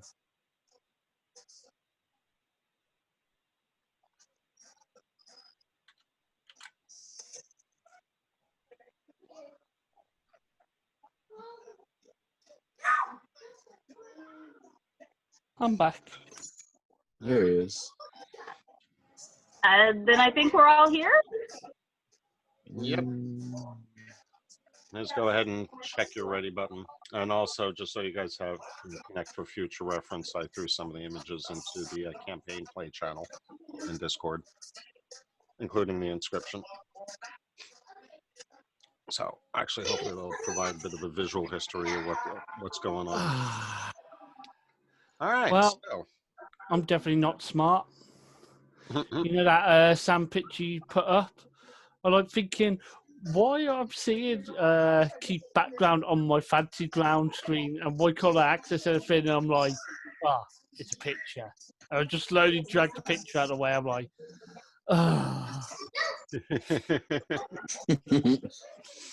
You didn't realize that I was actually sending you images of what you're looking at, huh? Yeah.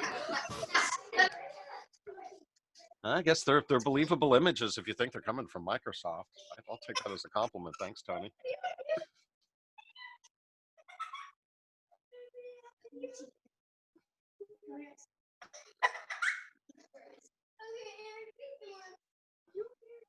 Okay. So the question is, are we going through these like all the footprints seem to indicate everybody else does? Are we going around these as we think we might have been wounded? Redrith is just basically settled himself with a piece of paper on the sand and is working his way through the the inscription, trying to see if he can decipher. Trying to figure it out. Yeah. Yeah, we can take a little short break while they're doing that.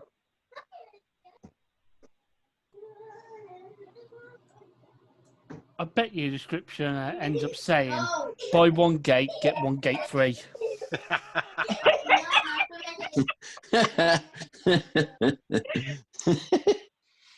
It just says BOGO.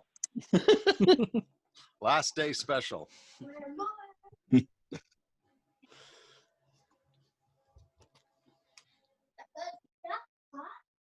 Yeah, I do like the way that came out.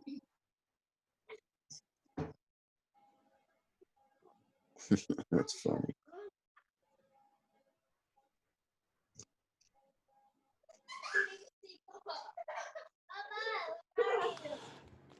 But no, if you did all these scriptures yourself, props to you. That's really, really good.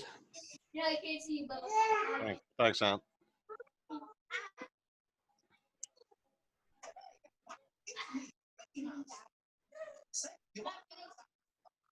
Yeah, the devil's in the details. My big issue is not getting too caught up in them that I spend too long designing them for, a few minutes of additional features, but giving you a feel of what you're traveling through at the moment. Yeah. A lot different than your standard medieval campaign, that's for sure.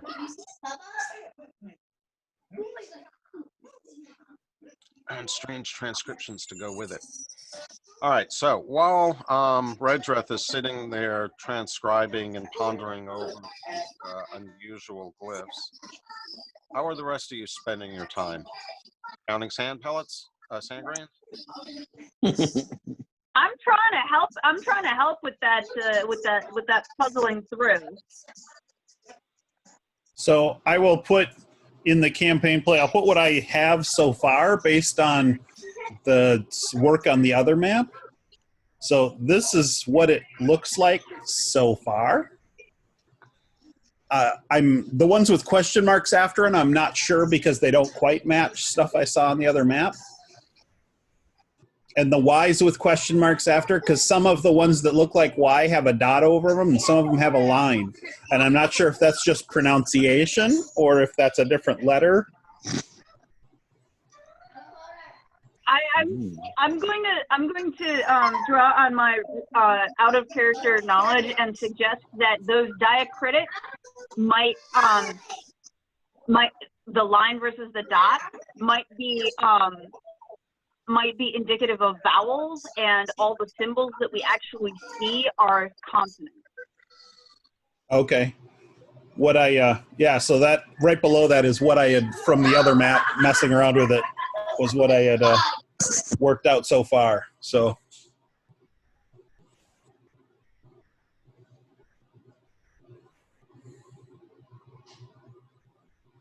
Okay. On the new inscription, the bottom line, you say E question mark, possibly T, Y, R. I'm going to say that first question mark is an S, because it looks an awful lot like that inked S in the image you put just below it. Okay. Cool. And so then in the next word on that same line, ASBIDE.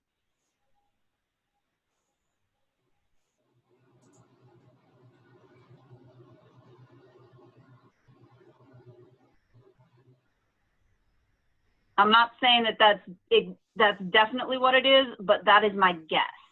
Oh, and it looks like after the BIDE, there's another letter afterwards, which is maybe another S. Yeah, now that I look closer, it might not be S's. They look more like a cross between an S and an R. So I'm not sure. So I just realized that the S is a little bit fatter than those ones.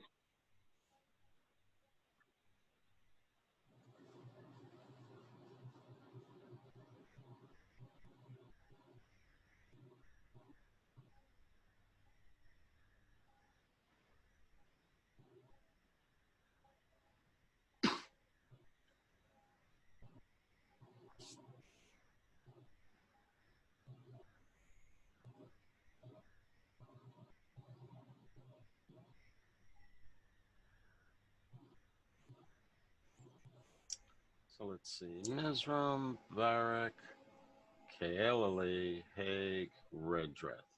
So Kaelili, you're helping out Redreth, correct? Yep.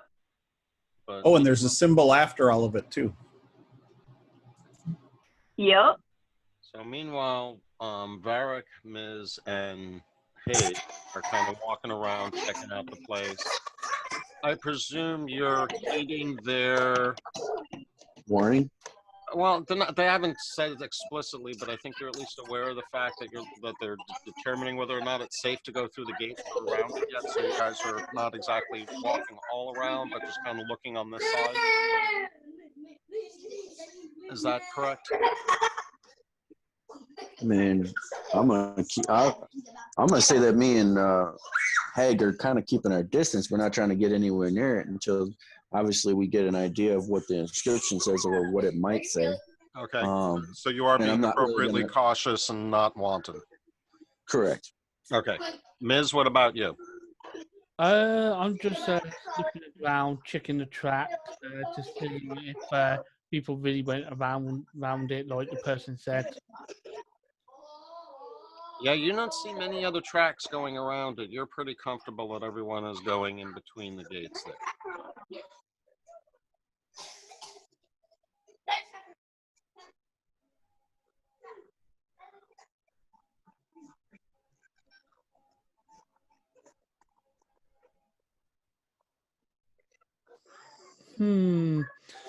I'm sitting here and I'm wondering if it's like do you know what? It's funny enough. I've been reading books with a similar gate in it. But yeah, in this book I've been reading, you got this gate right, and it don't look like there's anything there.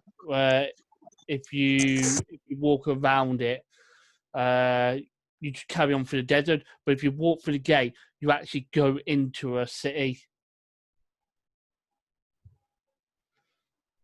So the city don't look there from the outside, but if you pass around it, you just carry on into the desert. But if you pass actually through it, you go into a city. Trying to think of what else that reminds me of besides the Star Trek episode. Reminds me of Never-Ending Story, except for we don't have two looking like Egyptian things on each side. For all we know, we walk through, we get zapped by whatever comes from the heavens.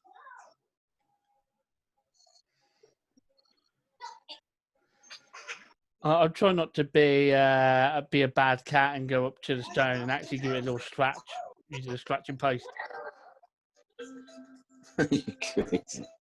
That actually gives me a good idea. Redreth would like to sit down for 10 minutes and cast Detect Magic. Okay. So you're going to cast that as a ritual, correct? Yes. Meanwhile, as Mizram approaches the stones, which doesn't prove to be a problem, your kitty sense goes off again. Yes, it does. Oh. And presuming that you're approaching from the larger stone in the foreground, as you come up to the stone, you realize that around the outside of that stone, and who knows how much further deep, there seem to be a lot more of those sinkholes. Oh. And indeed, as you sit there and start paying attention to them, a few of the ones that you find suspicious, you do actually see a very, very slow drainage of sand in them, kind of confirming that they are. And they're outside of the. So if you go around, you have a good chance of falling in a sinkhole. Basically, that's what he's noticing, at least on this side of the gate. So the other thing we can say is that Ali is a dick. Hey, it was his other guard that told us to go around. Oh, okay. I also would It wasn't Ali himself. It was the other guard. I will also point out as DM that might be jumping to a bit of a conclusion, as someone being a dick is telling you something they believe. Yeah.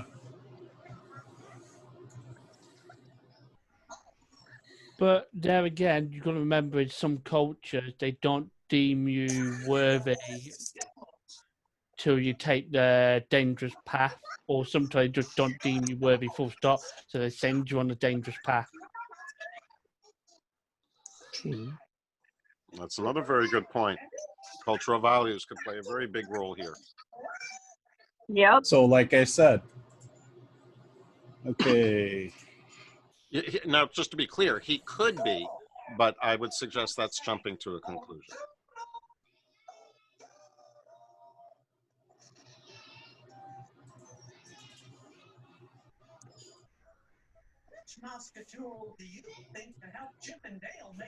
So using what you had, so what do I see when I cast Detect Magic?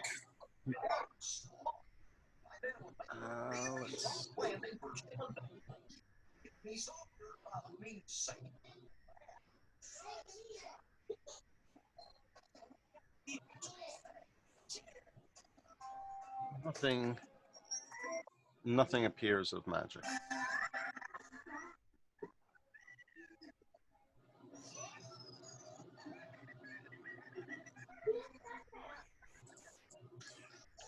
And Alex, I like your interpretation there of possibly Gates of Sewell for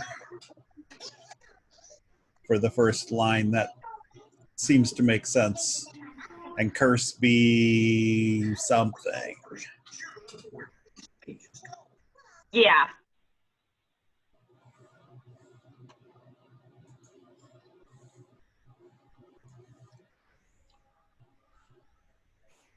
And yes, Kelly, at this point, you're also going to get an inspiration point for not just your contribution, but specifically your suggestions about the diacritics.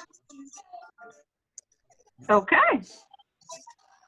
Because I know that historically there are some languages where the consonants are written out as what we would recognize as letters, and then it's the diacritics that tell you what vowel sounds go before or after the consonant symbols. Yep. Are you aware that Tolkien's Elvish language not only does that, but goes a step further, and they actually tell you where to position your tongue and palate to pronounce each sound? It's entirely Knowing Tolkien, I have no doubt. It does not surprise me. That was his thing. Was he was a professor of linguistics. Yeah, you talk about somebody spending way too much time on languages. Yeah, he definitely he made a good use of it. But yes. Yeah, most people don't realize that's why the Elven speech was used to engrave the blacks, or the Elven script was used to engrave the black speech into the ring. It could represent any language. It just told you how to pronounce it.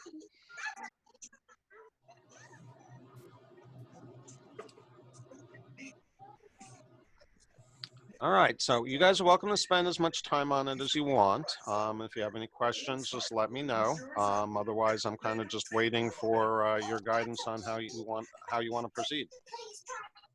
Okay, I'll put in the chat using what Alex had mentioned. This is what I see it reading now, and I'll delete the other one.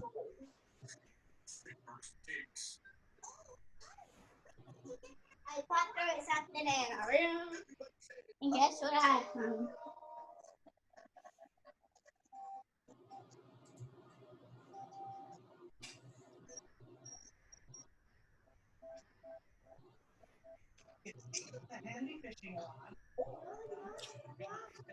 And it's possible that thing that looks like an 8, that could be the G, now that I look at it.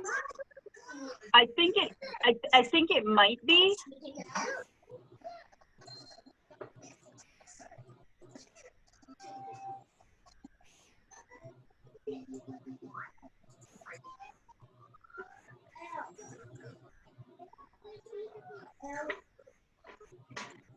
Cool. I will add that to the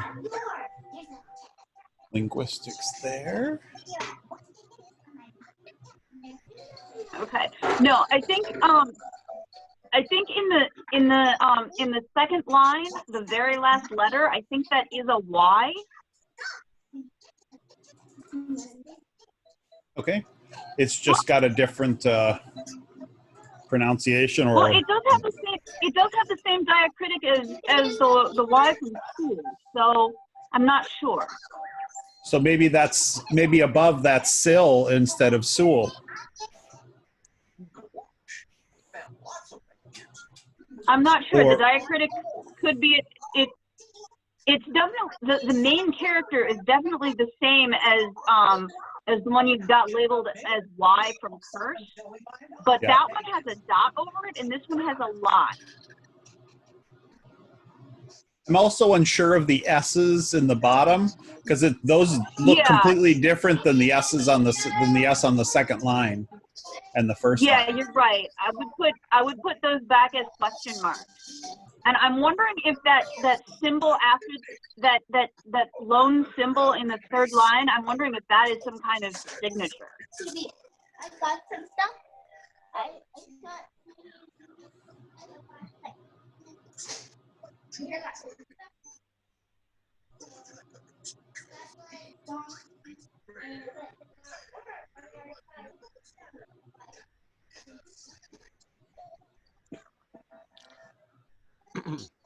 And I will, as one more clue or hint to drop, remind you of the statement that I made when you asked me how to spell Gates of Sewell.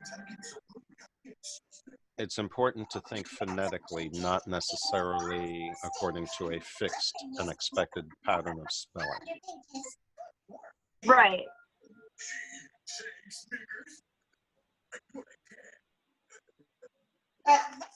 In other words, the same word may not appear in the same form consistently. Right.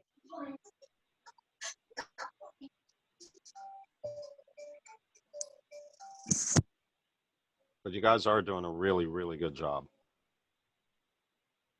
It's like one or two small presumptions that you've made that have put you in the wrong direction, but most of it is pretty much on the money.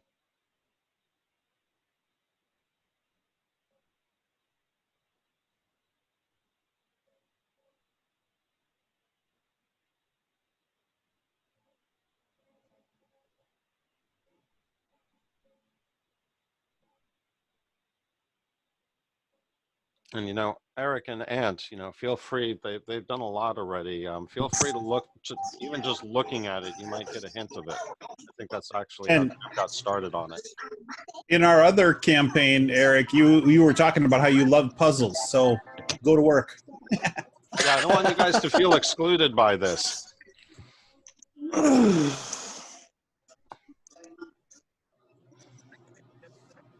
Okay, I'm going to post an updated changing those S's on the bottom line back just because I don't think they're S's on the bottom line.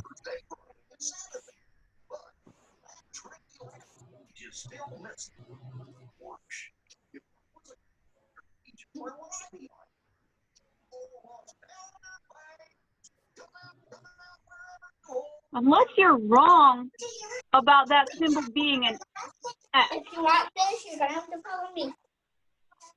About the symbol being a what? No, I'm just thinking. Oh, I see. Sorry, Unless, just thinking of.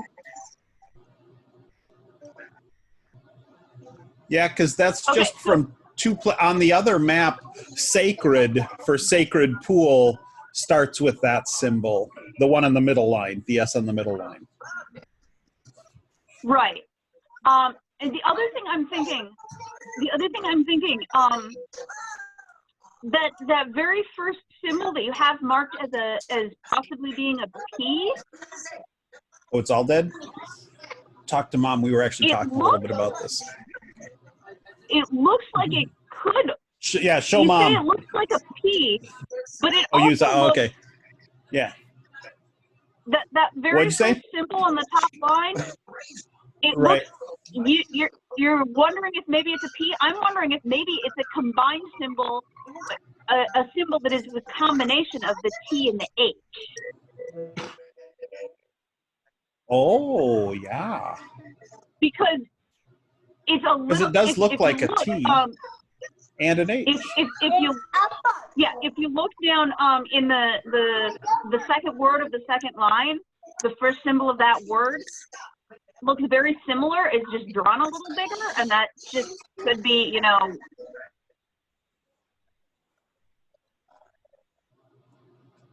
And on the river Athos is just like that. So yes. Right. So I'm thinking that that's not P, that's a TH symbol. Ooh.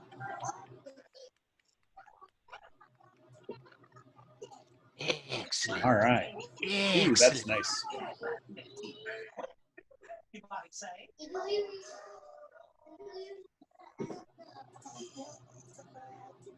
Just to let you know, I'm doing what true Englishman does. Yeah, sipping tea, eating biscuit, let you do all the hard work, and then steal all the credit afterwards. Cha-ching.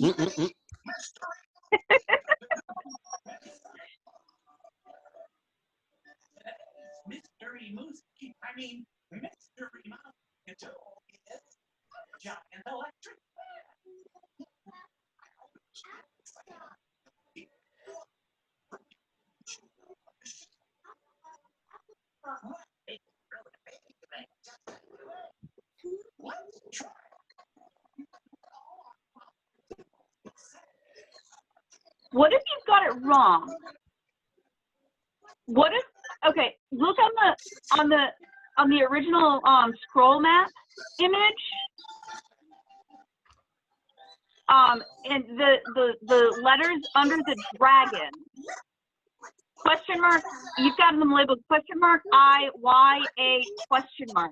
What if that symbol that you've got marked as a Y is more than one letter?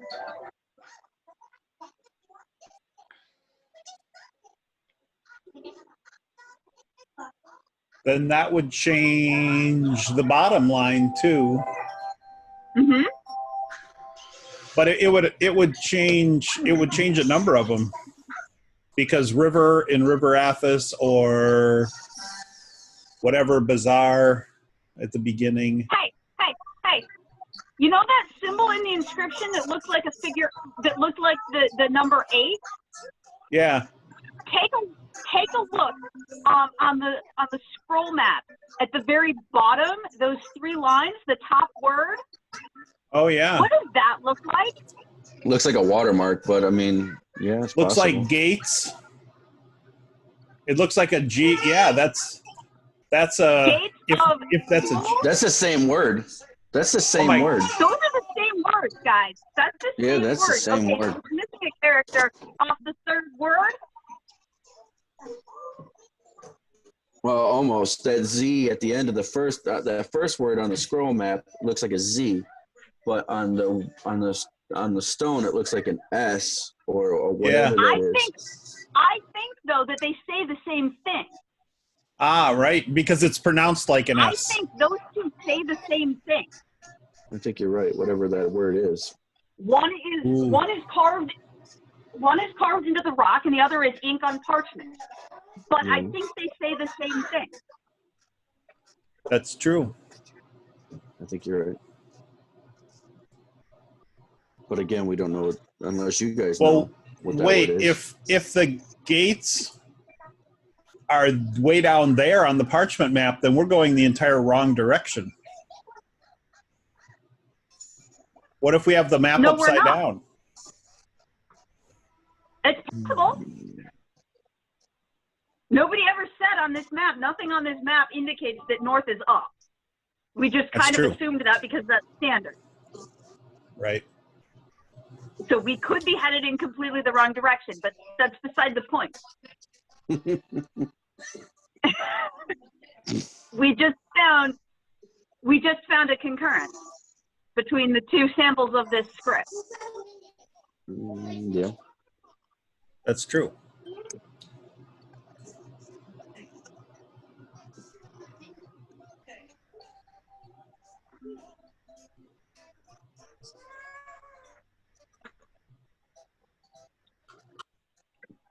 Good find, Alex. Very good find.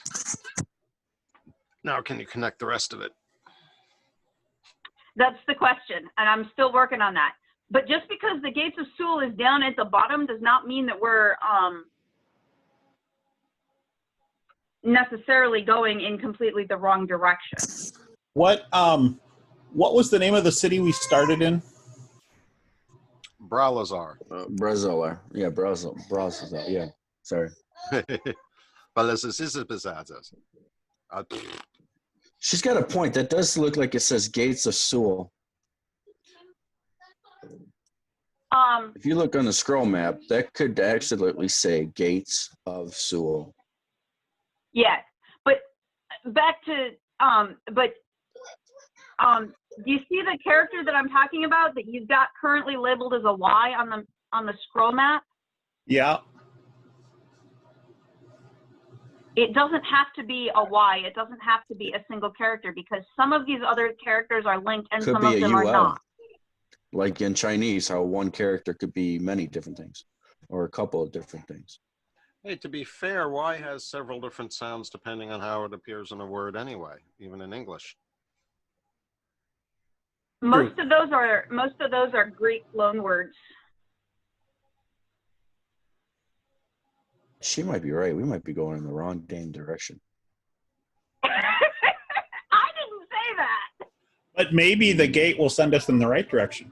Because also we were assuming that we were starting on that scroll map over where that YR Pazar is and the River Athos and stuff, whereas we actually could have been starting where the Pazar is and just went the completely wrong direction.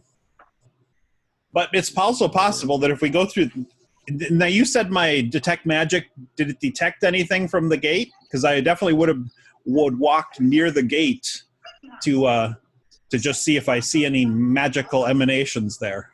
Yeah, I'm sorry. I thought you had heard me, but yeah, I did say that there's nothing of magical origin suggested anywhere around other than what you guys carry up on you. Oh, interesting. Okay, I've got a question. Okay. I've got a question for you. Why? For Redress. Why do you have in the second line, the second word, the second character, you've got that marked as an E, and I'm just wondering what makes you think that's an E. I thought it looked a little bit like the E's, but you're absolutely right. It definitely. It looks like that one could be up top something. by the tree there.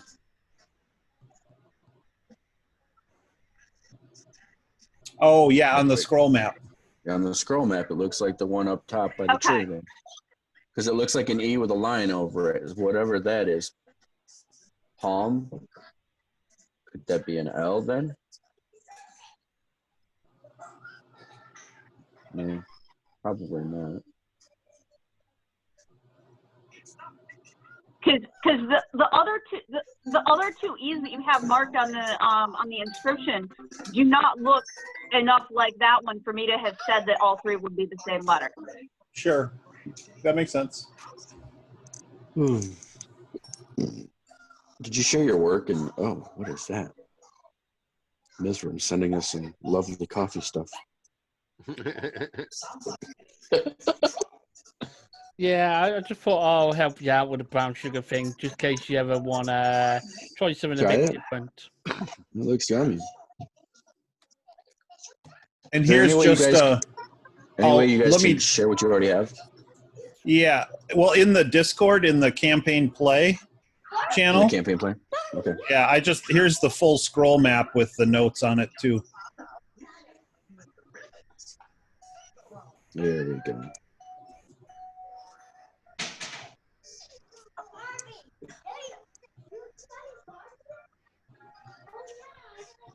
This is fascinating. Yeah. Okay. On the scroll map, that first question mark under the next to River Athos, the label for that city-looking symbol should probably be a T. That first question mark. Okay. That makes sense. Yeah, that makes sense.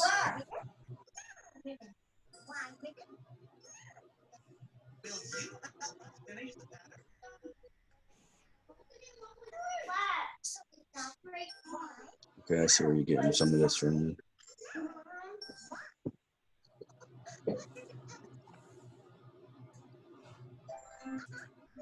Here, I'll post an updated red one and remove the other one. And just so you guys all know, not that it really matters at the moment, but moving forward, it possibly and might. I am considering this kind of deciphering time as real game time. So Okay. you're spending debugging maps and puzzles and other visual clues and stuff like that. I consider the same amount of time that your characters would be spending on it as well. Sure. I think that where you got that A on the red one there, I think that's supposed to be an E. Because up here in the A, you got that little like Q with a dot over it as being A. This is weird. How many? You can't have that many E's, can you? Because in your E looks like an E. Well, the E in the middle line, we're not sure that's an E. Well, I'm talking about the first line, the first word. You have THA. Yes, we know. That can't be right. Well, hey, we just deciphered. I'm pretty sure that top line reads the gates of Sul. Okay. And take a look at the word of. It's exactly this. It's exactly the same on the inscription as you were saying. You're right. Absolutely. Right. So Okay. it's phonetic. So it's the It could be old King James there. We're using. He's using the letters of the English alphabet, but what we really need to be doing, I don't think any of us are fluent in it, which is why we're not using it, but what we really need to use is the IPA, the International Phonetic Alphabet, because that would give us a more accurate view. Okay. I have no clue what the IPA is. The International Phonetic Alphabet is the way to, it's basically one alphabet that can be used to represent all languages. Okay. But there's a crap ton of symbols in it, which makes it extremely difficult to use as anybody's native alphabet. Okay. Because most languages use less than half of the symbols in the IPA. Is that what's used in dictionaries when they show you how to pronounce it? Some of them.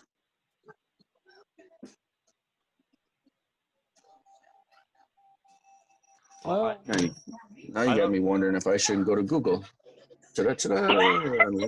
and look up gates and see what they have on gates.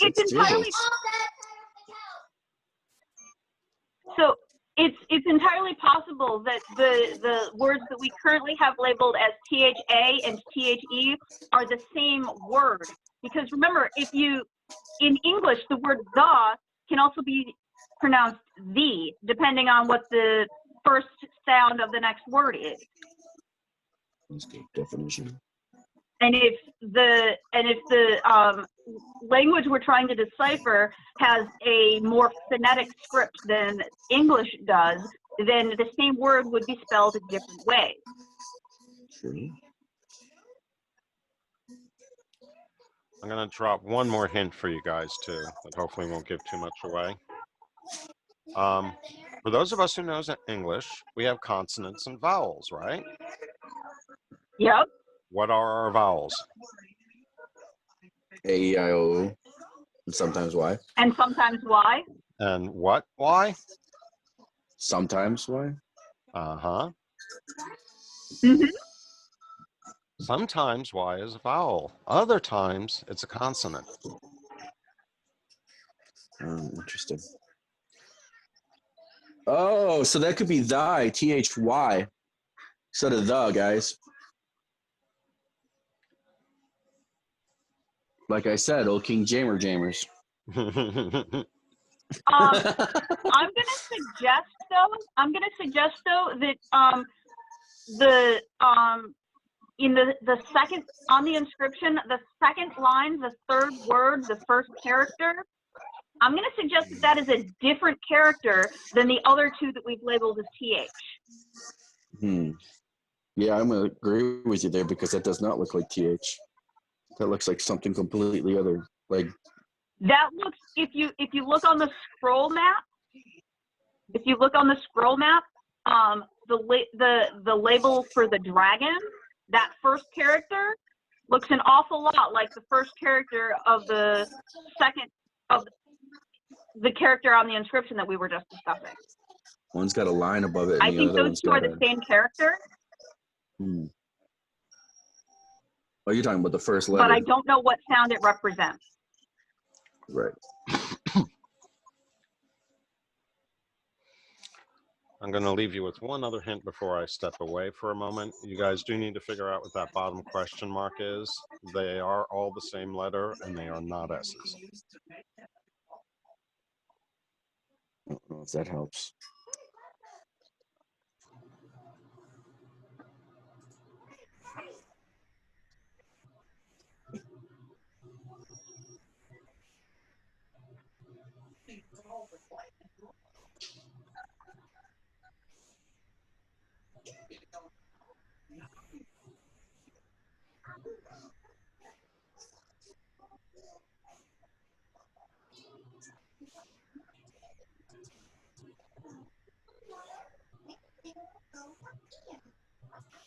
Isn't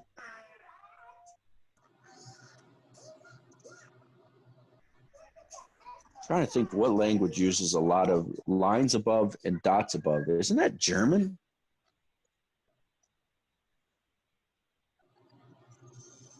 Hebrew and Arabic? They use a lot of lines and dots above the characters. Hebrew and Arabic do not have any vowel characters. They use diacritics. I put Okay. the Well, I reverse was just- quotes by things that are phonetic instead of letters. In the chat, I added those. Oh, you changed it up somehow.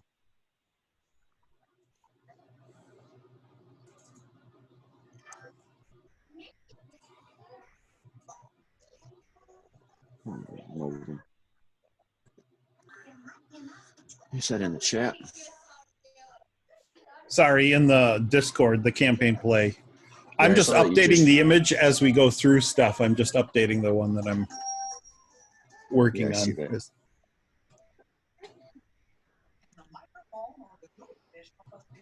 Okay, I'm pretty convinced that in the bottom line, the first word, the third character, I'm pretty convinced that's going to be the T.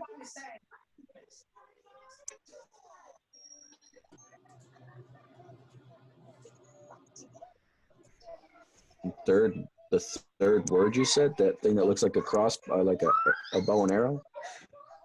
In the inscription, the third line, the first word, the Oh, okay. third letter, Oh, that's okay. going to be the T. Okay. Makes sense. Yeah, because it's in gates. That does make sense.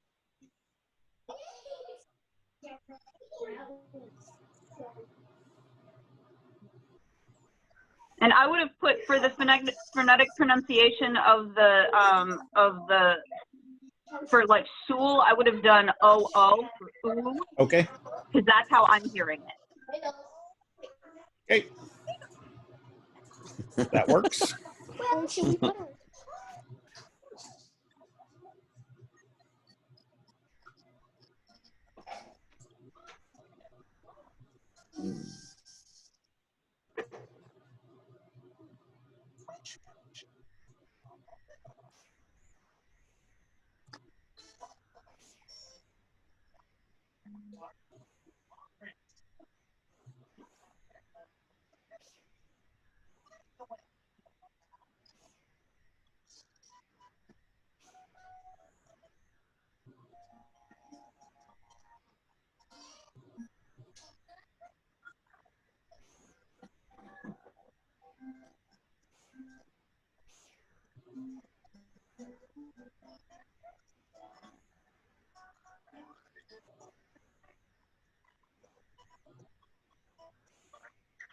Well, it's not Hebrew he's using.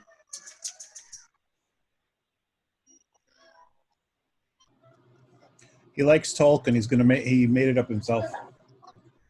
Oh, he made it up Okay. himself.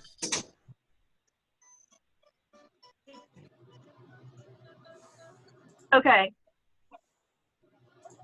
That mystery character from that occurs 3 times in the 3rd line. Yeah. What if that's an N? Oh Enter. yeah. Oh Because yeah, that makes. the first word enter. Yep. Enter. That makes sense. That makes that first word enter.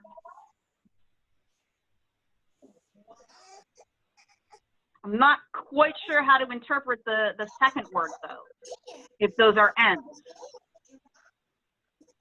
Well, and if the A, what if the symbol, the second word, that what I have labeled as an A at the beginning of it, what if that is a U, unbidden? If it's a U sound. That would make it more sense. That would make more sense. But the has a different diacritic.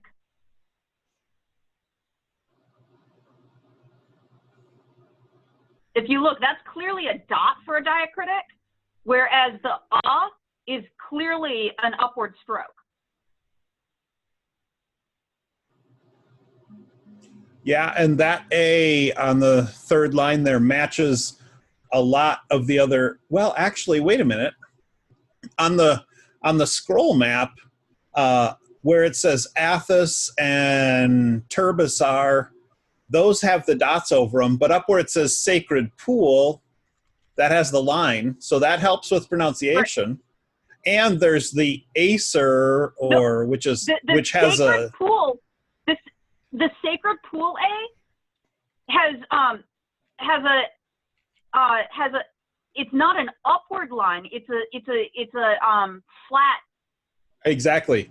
And if you look just down to the right of it, there's the Acer, which has like a little what's the caret over it. So that's probably a different pronunciation too. If you I can't tell with the first word of the first line, but with the third word of the first line, I can definitely see that could be a caret blending into the V. Oh, yes, yes. And when you're carving, why stop? When you're carving straight lines like that, you don't necessarily have to stop. And maybe that was a mistake and they meant to stop and it just broke off. But whatever, that could be a caret and it could be just an upward stroke. I can't quite tell as clearly in the inscription or on the first one. But that A symbol with the flat line, like in gate and sacred.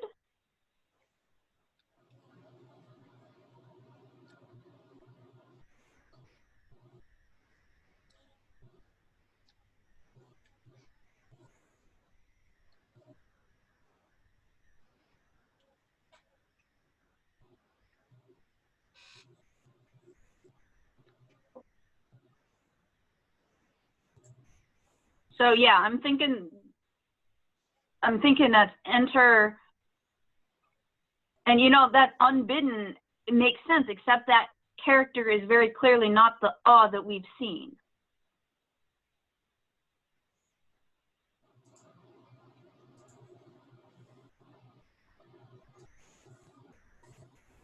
Dan in the campaign play.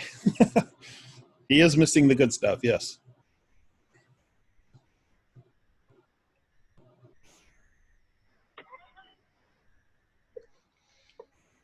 Oh, that's right. That was Dan. Yep. I don't know why I keep mixing up Eric and Dan, but it's easy in game because Varric's obviously Eric, but I keep seeing pork chop. I'm like, which one is it? Which one is it? So it's pronunciations. their nickname in the Discord server to include their character name, and then you'll have fewer problems. Oh yeah, That's true. I can do you would that. want to make it easy for the DM now, wouldn't you?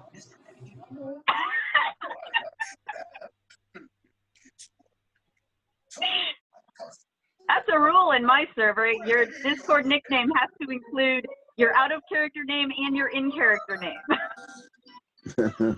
It's probably a Yeah, good. because if you were to see us, Dan's a lot taller than I am. Oh yeah, visual cues. Actually, I'm sure help. In real life, Dan's a lot taller than I am. But in game, you're both Goliaths that look alike to me. So you know. That's true. How do you show the pronunciation A, long A? Is it AY? Okay. AY would work. Or like Fonzie does. Hey. Exactly.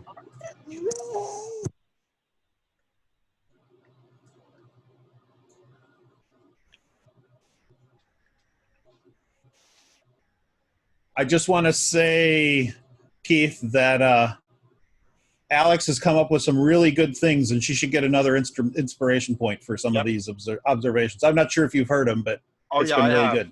And I completely agree. Yeah, she definitely deserves a double mark for help today.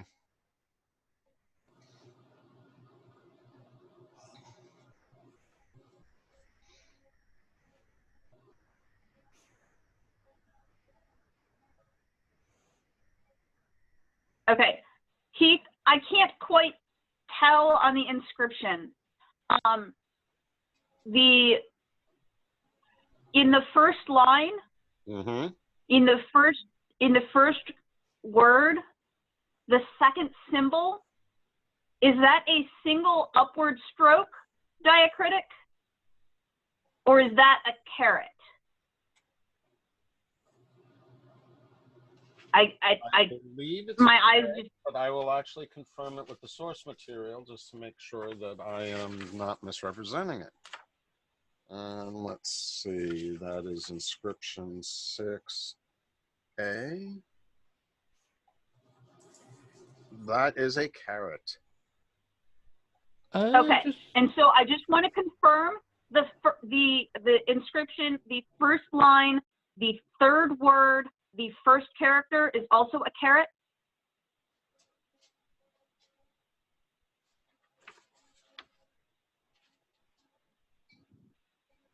You keep saying carrot. Are we talking about food here?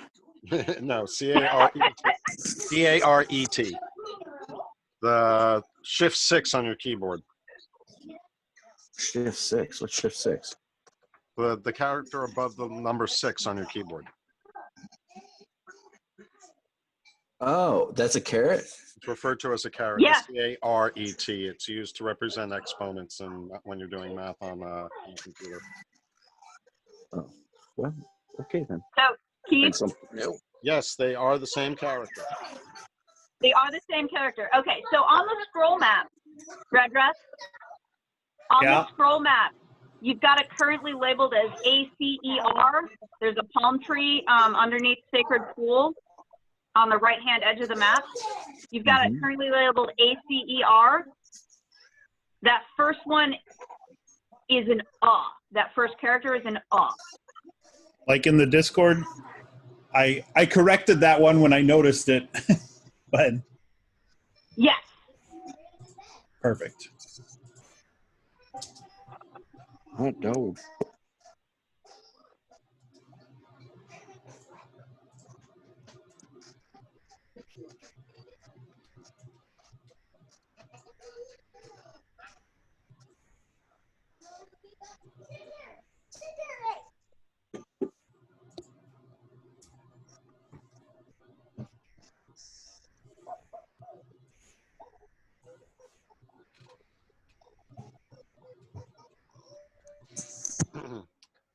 So then the A with the dot over it, what does that represent? It's not A and it's not So is it a?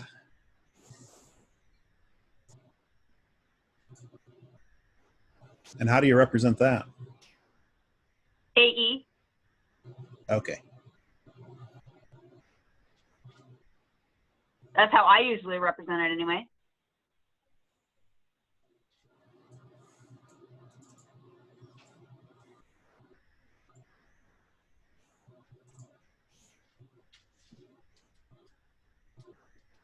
That makes that third line, second word, anbidden.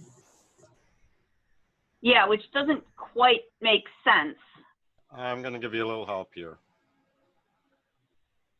So with the caret, you are right. It's UH. Oh man.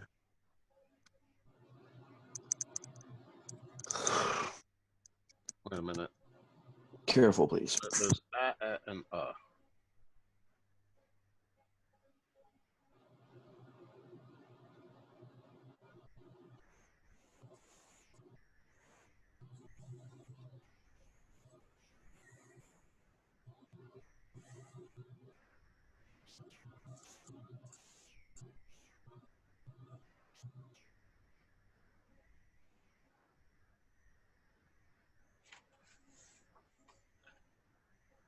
There you go, Alex.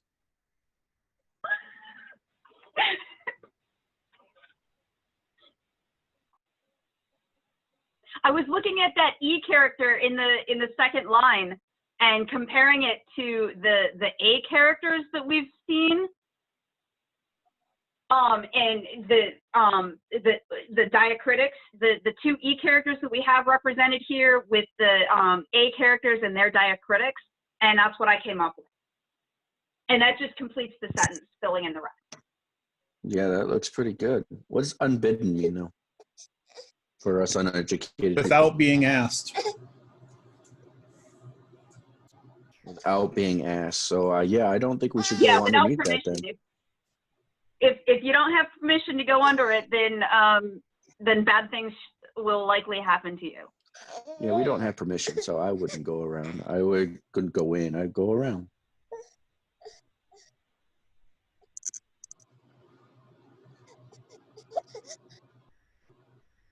What are we all thinking? Are we thinking continue to go on with trying to figure out more of this, or are we good at that and say, okay, let's continue on forward?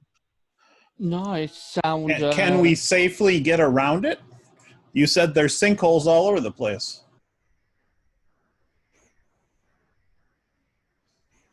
Or do we just take our chance going through?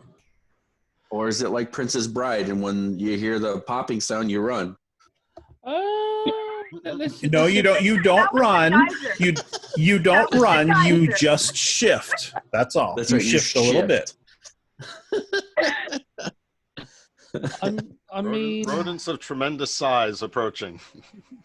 Yes. Rodents of unusual size. And No, I was talking about the gas pockets of flames coming out of the ground, you know? Yes. Yeah, but you got to have the rats with the the rodents with the gas pockets. And the quicksand. Yeah, and the quicksand. Those are the three big dangers of that forest. That's true. They should redo that The movie. something swamp. technically. Yeah, I forget exactly. I've got it on DVD. I should know this. I just saw it like probably a month ago too. Who doesn't have it on DVD? Okay, good point. And plus, Disney Plus has it on Disney Plus right now. It's everywhere, man. I tell you, it's everywhere. Yeah, it is. Technically speaking, would the curse still work if the gates are not standing? I'm just saying, folks. You want to try and disassemble the gate. I mean, it doesn't say anything about not disassembling the gate. Fire swamp. Duh. Fire swamp, that's what it is. Yeah, fire swamp. I mean, we do have someone who likes to blow things up in our party. Who likes to blow things? Redrith just looks around behind him. Don't know what you mean. Hello? We're here. We hear you. Oh, no, I know. But Alexa I don't know, she just went nuts on me for a second over here. So I just was trying to figure out because you can communicate sometimes through your Alexa like you can call it kind of thing and talk to whoever's in the house. It's kind of interesting that way.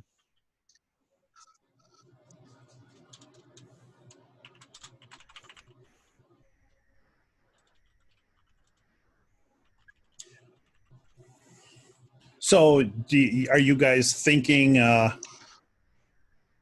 But how go heavy? We don't know around how- or?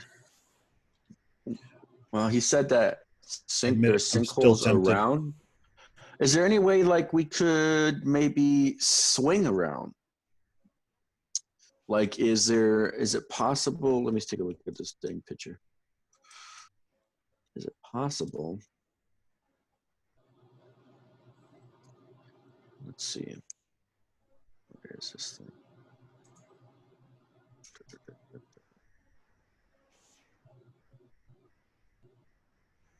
No, we don't want that. We want that.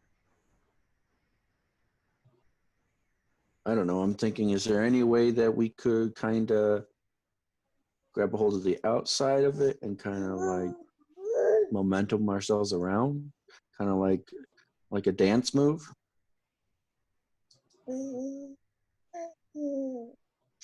You'd have to have athletic or acrobatic or something to Well, be able to do yeah, that, I you would guess. definitely have to have acrobatic ability because it's not just a question of holding on as you're swinging, but actually getting enough momentum that you're doing something that's basically radially accelerating, so you stay taut. Yeah, that's a good point. So That won't I work. guess it could be done if you really want to try something that creative. No. Last time I tried something creative, it slapped me right in the face in Jim's game. Nah. Yeah, it did. Tried to do a whole tuck and roll or something and into that castle little thing, and yep, got slapped right in the head for it. I mean, the question you should all be asking yourselves is, why put a stone pillar gate there that curses people without permission to enter if there's nothing there on the other side when you walk through? Because there was something there and it isn't there anymore, and the gates are still standing. Exactly. So does that mean there's a hidden sunken temple or tomb pretty much where we are? You want The thing Get out is, our the dusters trail and- goes straight through it. hey, if you're feeling brave and you want to go through it, we'll see what happens to you once you do so. I'm waiting for Redrith is Nintendo still tempted. to go through before I go through.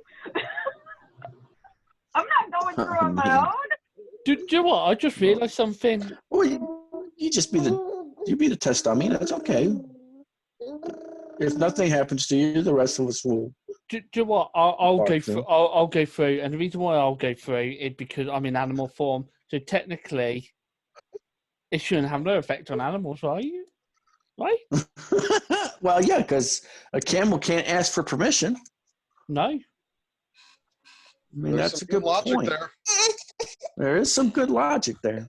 I don't know if Horses it's The can't other ask for thing is, permission. just because nothing happens immediately, curses do not always make themselves apparent until later.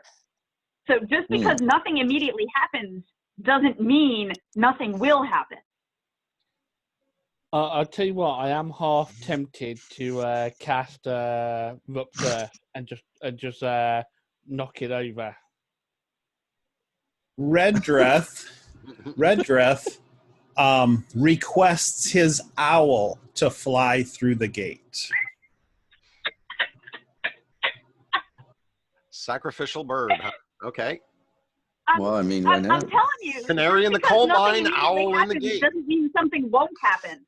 Oh, hang on. What happened if this way? You got to remember there's no one there to give you permission. What happened if you just got to ask for permission before you Yeah. walk through?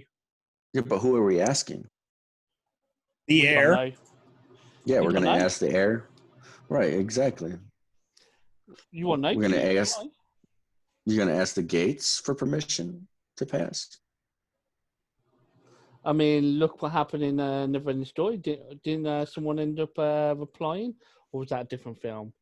Can't remember too many films with dangerous gates. I mean, he made it, but the only reason why he made it was because, well, he didn't make it all the way through. He almost got hit at the end until he did a tuck and roll, but you had to believe in yourself or something, or to believe that you're something like that in a never-ending story. But that was the second gate. And this is exactly why DMs have to be careful of reusing plot lines from movies in their adventures. I agree. Because too many of us watch too many movies.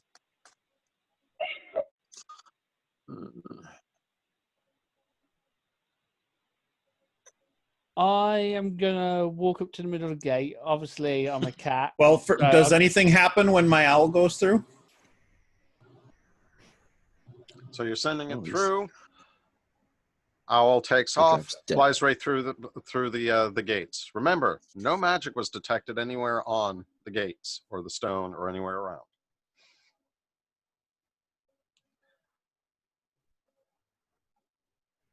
Okay. What happened? Nothing. Nothing happened, apparently. The owl flew right through in between the gates, came out the other side. You still see it. Came back around, flew around the outside, came back to Redrith.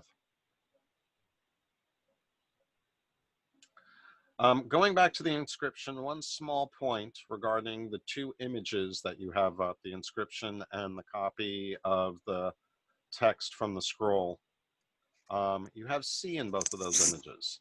Think about the pronunciation of that between the two images. Yeah, I'm thinking that should be a K because that is more accurate for the pronunciation. The letter C is, in its current dual pronunciation, is which duplicates other characters, is a product of the English language. Yep, exactly correct. Most other languages, for those sounds, they strictly use K and S.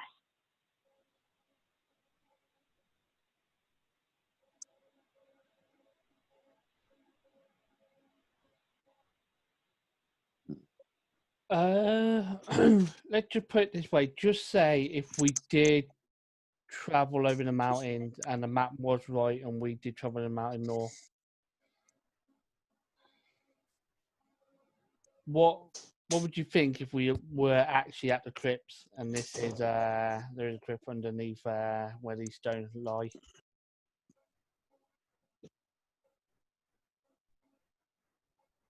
But why does it say Gates of Sewell? Now, notice on the scroll map, notice that the words Gates of Sewell do not have a corresponding landmark symbol near them. Are we sure it's Sewell and not Zool, like from Ghostbusters? Wondering when someone's going to reference that. We are not sure. Those are the Gozerian. And for all we know, someone walks through and the first thing they think of,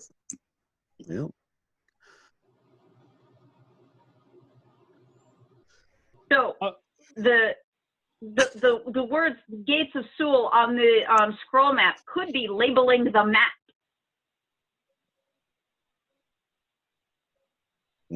Interesting thought. Because you're saying that we are I'm in not, Gates of Zool? I'm not seeing a landmark symbol near those words where everything else has a landmark symbol of some kind near them. Very true. Okay, I've corrected the pronunciation on most of the items on the map, or to use more of the pronunciation stuff. So I'll repost it in the Discord. Okay.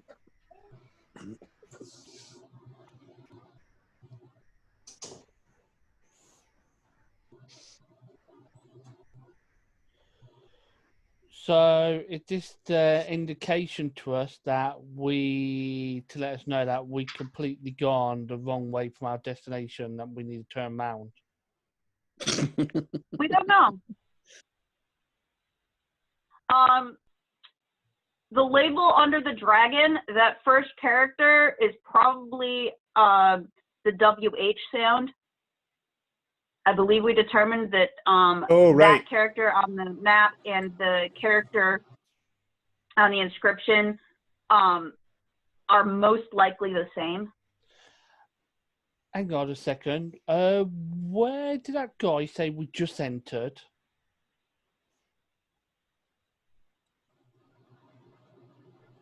When we were talking to him, he said he said we don't normally see people in such and such. What he said, something waste, did he say?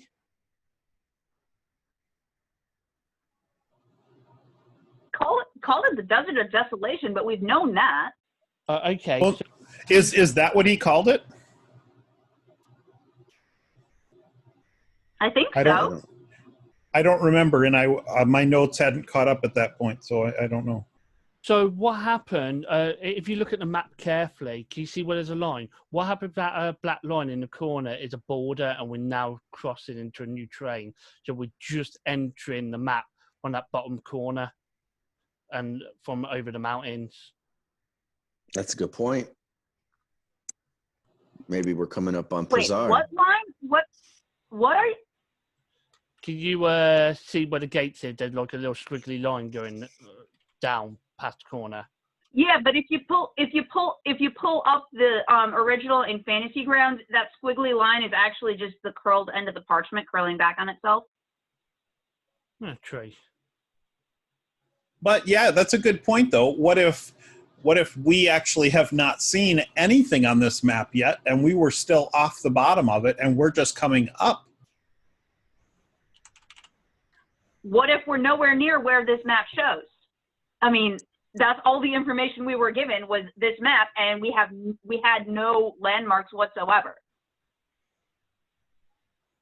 And you've got to remember what Blake said to us at the beginning as well. The person we talked to, he turned around and said he don't know any of this place. So what happened if there's a land what was destroyed, and that wasn't not much evidence information on it.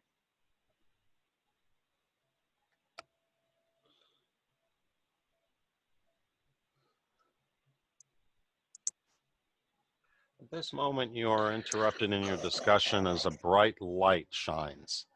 The night sky is lightened to incredible brilliance by a giant fire that appears from the northwest. Fire grows larger and larger as it streaks towards the northeast horizon. The night sky is inky black after its passage. And the timestamp for that?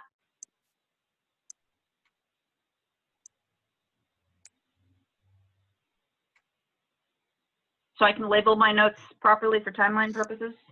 There you go. I just want to let you know, during this whole conversation, you lot all just been talking to the cat, just constantly looking at you, just going meow, meow, meow, meow, meow, meow, meow. Feed me, feed me.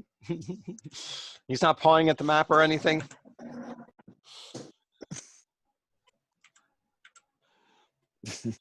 So all this talking I've been doing has been just my own thoughts, not obviously my character thoughts.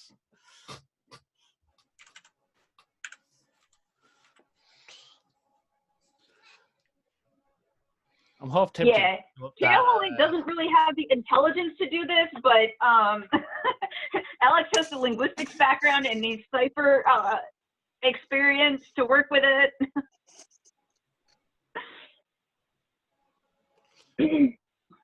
Yeah, so I'm getting the feeling we are coming up from the south of this map.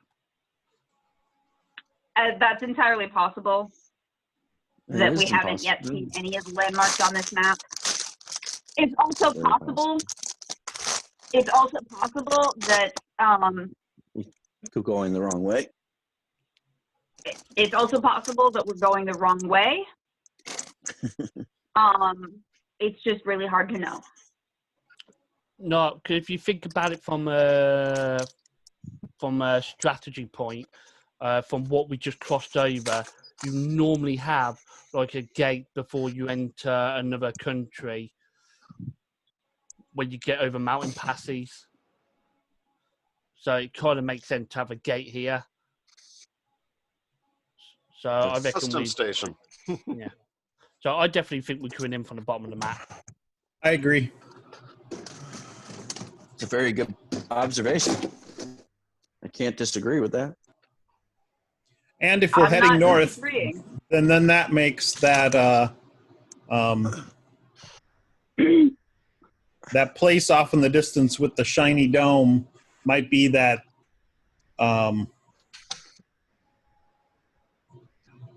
Prazar? Hazer or something. I'm not quite sure yet. Yeah. It's possible. Well, off to the northwest, which is where we had seen the shininess from the glint of light from the top of the pass, that just went up in a fireball, going from the northeast to the north, or going from the northwest to the northeast. It's just a shooting star in the sky, though. Nothing came up out of the sand or the horizon. Oh, nothing came up out of the sand. That was just a shooting star. It's just a shooting star that started growing, and you saw it up in the northwest corner of the sky, started growing in brilliance, and then it streaked across the northeast and disappeared up beyond the horizon. Okay. So, but it didn't come up out of the sand. What do you get feeling that that symbol is like forewarning of things to come?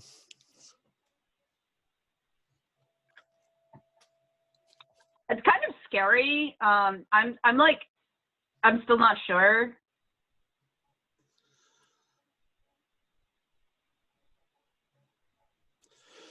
Because if you think about it, if this was still a thriving kingdom, so obviously you got to remember we're trying to stop this person from coming back and destroying everything.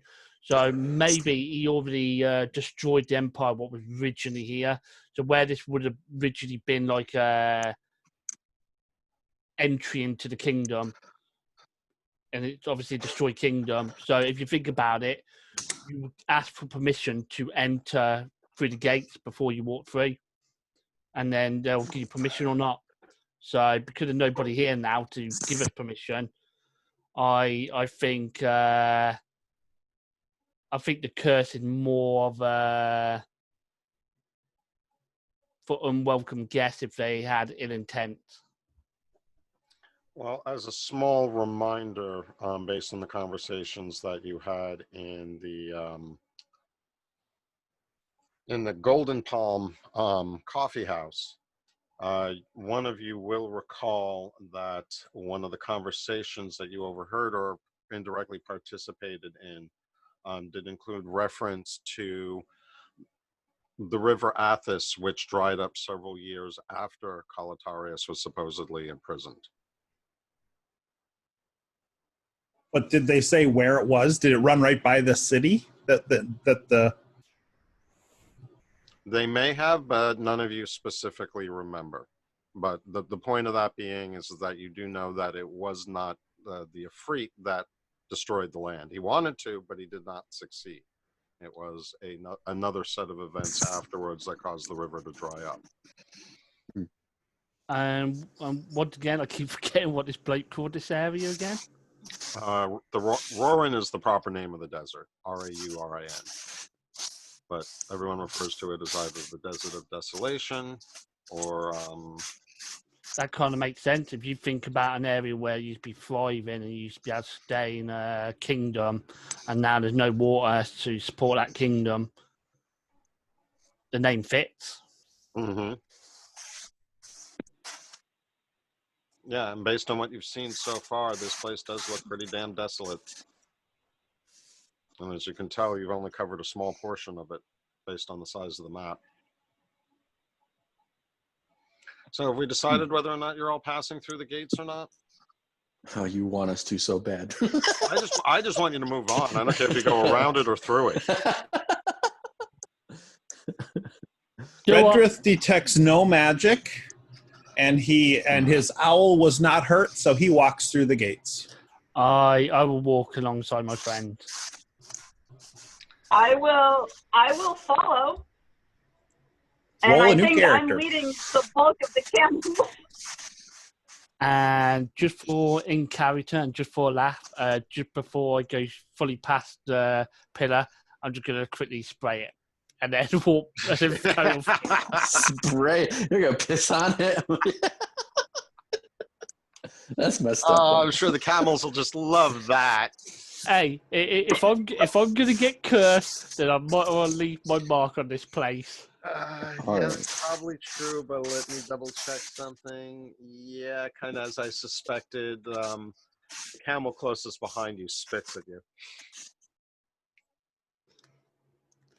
But Well, other than a few exchange of bodily fluids, Redreth, then Mizram, then Kaelali, and a few of the camels all follow through. As far as everyone can tell, nothing happens to them. As far as each of those going through can tell, you don't feel any different.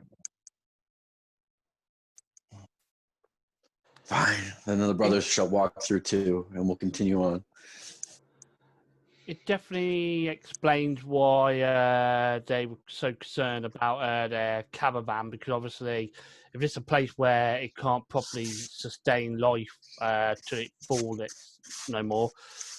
That's food supply, what they're expecting. Probably really important to them. Or water. Maybe water getting delivered. I really feel like before we walk through, though, we should bow and ask for permission, wait 2 seconds, and then shall pass forward. Nah, Redreth doesn't do that. He just Well, the goes. brothers do, Kaelali does just to be say safe. before she goes through. Redreth does not. All right, I will consider that Kaelali and the brothers did indeed ask for permission before passing through. Absolutely, because I don't want to get cursed. Before we know, we have to go against some kind of sand demon, and we don't have. And all of a sudden, oh well, because you guys walked through, here's curse. Hey, I'm just a cat. No, you're pissing on it, so you're probably gonna get double the curse. I played a wild magic sorcerer last game. What could be more crazy than that? It's true. A cat riding a flying carpet? True. Okay, so you're going to make. So we continue. About 7. Sorry, was there anything you wanted to say before we moved? No, we're just going forward. Okay. So you're going to make it until about.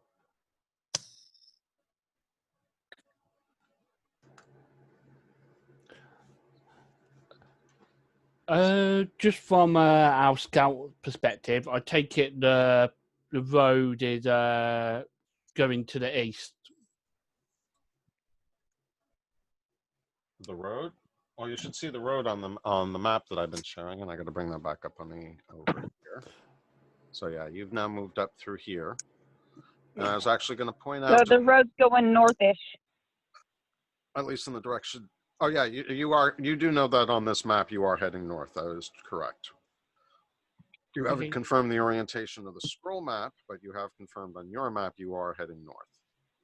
And after about another little more than 7 hours beyond the gates, nothing happens really.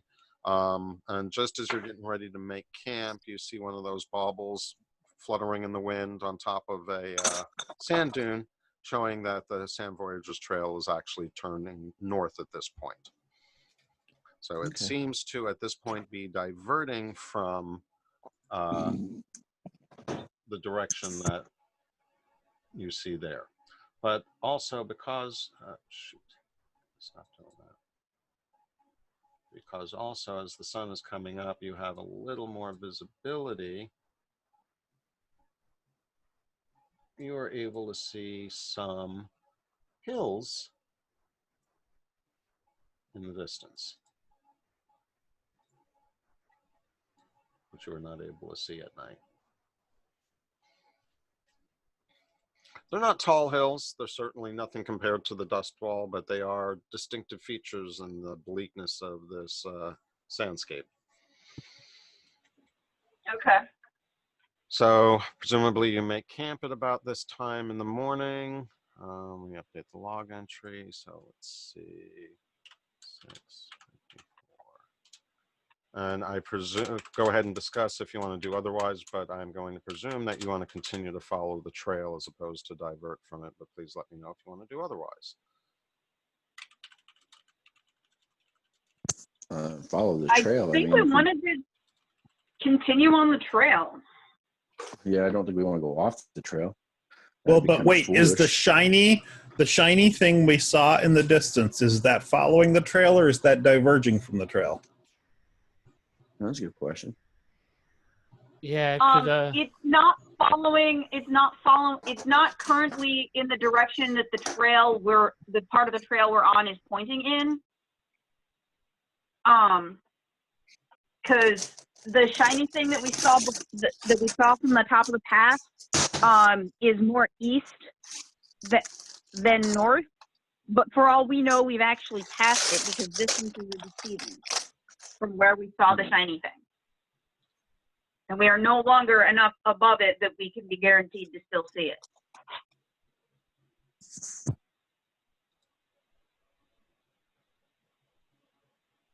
Hang on a second. I'm going to send my owl up 100 feet so I can communicate with it and have it look around and see what it sees. See if it can still see the shiny thing in the distance.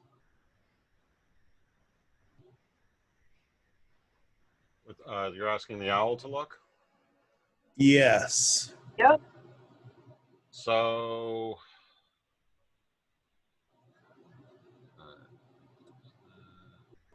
Well, as long as it's within 100 feet of me, I can see through its senses. I'm trying to see how far that I can communicate with it at that point. If it gets farther away, I believe I can still see, but I can't actually affect it. I'm just looking to see.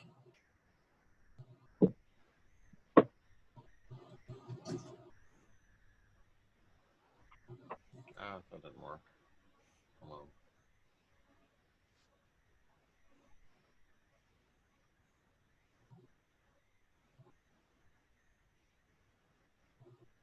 Whether or not it's within 100 feet of you, in order for you to be able to see through its eyes, is subject to interpretation. Okay. It says, yeah, because the sentence reads, while your familiar is within 100 feet of you, you can communicate with it telepathically. Additionally, as an action, you can see through your familiar's eyes and hear what it hears until the start of your next turn, gaining the benefits of any special senses that the familiar has. During that time, you're deaf and blind with regard to your own senses. My instinct would be that is included with the 100-foot limit. That's my instinct. Yes, most definitely. Okay, so if he's 100 feet up, what can I see through his eyes? That does give you enough altitude, though, in this case, because those hills are relatively low. And as you can see by the adjusted purple arrow, something is still reflecting in the distance along the trajectory of that arrow. You still can't tell how far. However, what you can see, though, is that apparently there is a smaller range of, I wouldn't quite call them mountains, but definitely bigger than hills, just beyond where the reflection point is. And again, you can't really quite tell how far away it is, but based on your bird senses and your familiarity with looking through his eyes, you're going to say it's probably a good 100, 150 miles distance in that direction. But, and the other thing you also are noticing is that it does seem that the reflection is very dependent on the position of the sun. So you can see it apparently during dawn and dusk, but it disappears you notice it disappearing as you hang out through the morning. I relay that to people and let them know what I'm seeing. My inclination is to keep track of where that is, but then stay on the trail while it heads north, and then only maybe diverge from the trail if it heads away from the shiny thing. That's my inclination. And that is where the purple line is. I believe the shiny thing is where the purple arrowhead is. Okay, but if you look at that map store we got, the question is, do you want to go where that shiny thing is, or do you want to go to the nearest point on that, roughly where that nearest point on that map would be? Because if that's so, it'll be somewhere in the direction where the green arrow is.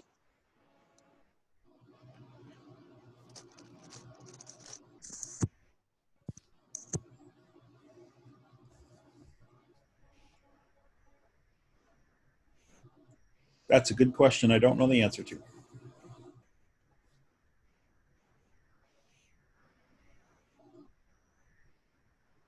Was that question for me? I'm sorry.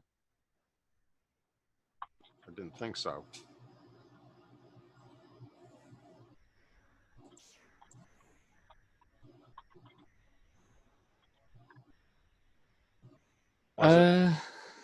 It was just due to the others, like what they want to do, because obviously, if you look at it from a geography point of view, that leading to the object further on our map, on that scroll map. But the first object we will be coming to is more in green area, green sort of like arrow area.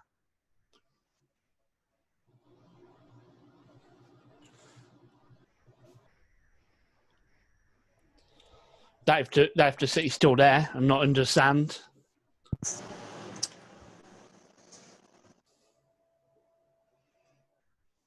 I mean, if we're still going forward, we're still going forward, right?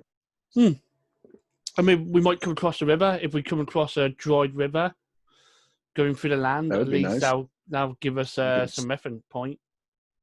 Yeah, I would Not say only that, it would give us more water. No, he's saying a dried up riverbed, like an ancient riverbed, Oh, which could give us a clue as to where we are on the map. It could give us a landmark to match the map, and we're not sure. Yeah.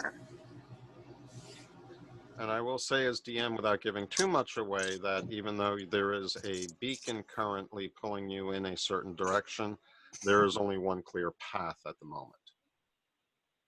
Correct.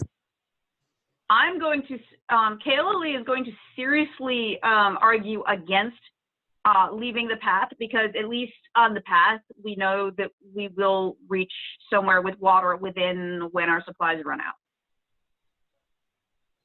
right. I agree. We have no idea how far away that reflective glint is, and even if we can reach it before our supplies run out, we have no idea what kind of supplies might be there. What kind of supplies would be available there. So we don't know. We might be able to get there, but then we'd be stuck and we wouldn't have enough supplies to get anywhere else.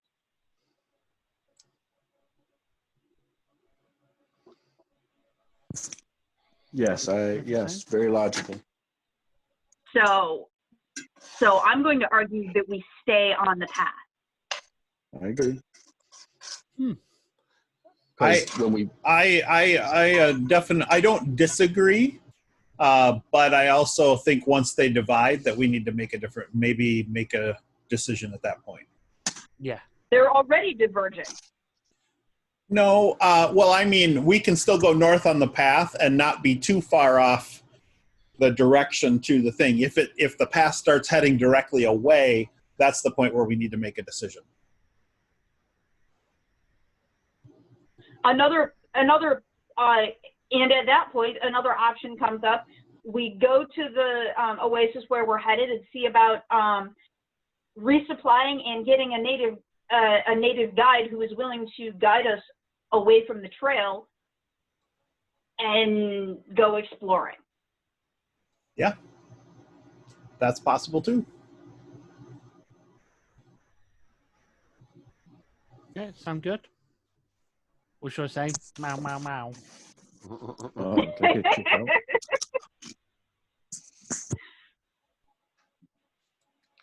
All right. So I got kicked out. in the interest of keeping the campaign flowing, That was not on accident. well, No, Eric said he got kicked out. Oh, okay. Yeah, I was fantasy wondering tournaments. what happened with that. I was going to ask him. So yeah, we're taking a pause for a moment while you're readjusting. I will point out just a slight tangent right now. Though obviously not crazy about every other week campaigning. I understand that it works best for us. What I really don't want to see though is us having to cancel a campaign and then the rest of us having to go a full month, because it really makes us forgetful of whatever we've been doing or what was happening or whatnot. So yeah, I hope that we can at least manage to have no less than one person miss moving forward, so we never have to cancel a session. That being said, interest of moving the campaign forward and putting us at a position where we all have something to think about for the next 2 weeks, because we only got about 20 minutes left right now. I am going to kind of move things along just a tad bit. So first thing off, about maybe 2.5 hours after you guys make camp down there, and you guys have been discussing, what are we going to do? You at least agreed that you can make camp and figure out your plans later. About 2.5 hours later, a group of about 3 jackasses kind of wander into the area. They obviously don't seem to notice you. They probably don't get within more than 150 yards of the tent, but the Panther's obviously aware of them and probably is even licking his chops a bit. You said jackasses. Are you talking about donkeys? You got it. Oh. Hey, if I can have an opportunity to legitimately cuss, you can bet I'm going to use it. Okay. I was just making sure you weren't talking Sound about like like my 10th 3 grade drunk English class. idiots wandering the desert, but No. That's what I was thinking first too. No, just So using colloquial terms. Yeah, so Redrith, obviously, Redrith says, I can't leave the hut, but Varric, you were looking for something to do last time. And then I just gesture to the donkeys. so you want me to go kill the jackasses? And then I say, hang on, caravan, maybe? This is their donkeys? Oh, that's a good question. That's a good point. Whose watch is this? I believe it is Varric's. You double check. No, I Nope, can't leave my sorry, post then. other way around. Oh, hey. All right. So what is Okay, it? so I'm guessing at this. This is still I'm guessing early. at this Okay. time. Yeah, so I'm guessing at this time someone has alerted us to the fact that there's donkeys. Well, Haig would be the only one that would notice it at first, and it's going to basically be up to him whether or not he brings attention to everyone, because it's about midway through his watch. All right. Well, Haig is going to, I don't know, he's going to basically state that he won't be able to see that. He doesn't have dark vision. No, this is daytime. It's So- it's the daytime. Oh, it's the daytime. Yeah, it's about Okay, a just little making after sure. 9 in the Daytime. morning. You'll be able to see. All right. So Haig then is going to say something in the aspect of he sees donkeys not too far away and is curious as what the group wants to do about it. Because, I mean, it could be food or it could be the lost wand or the caravan. Yeah, Redrith suggests it's probably the missing caravan. So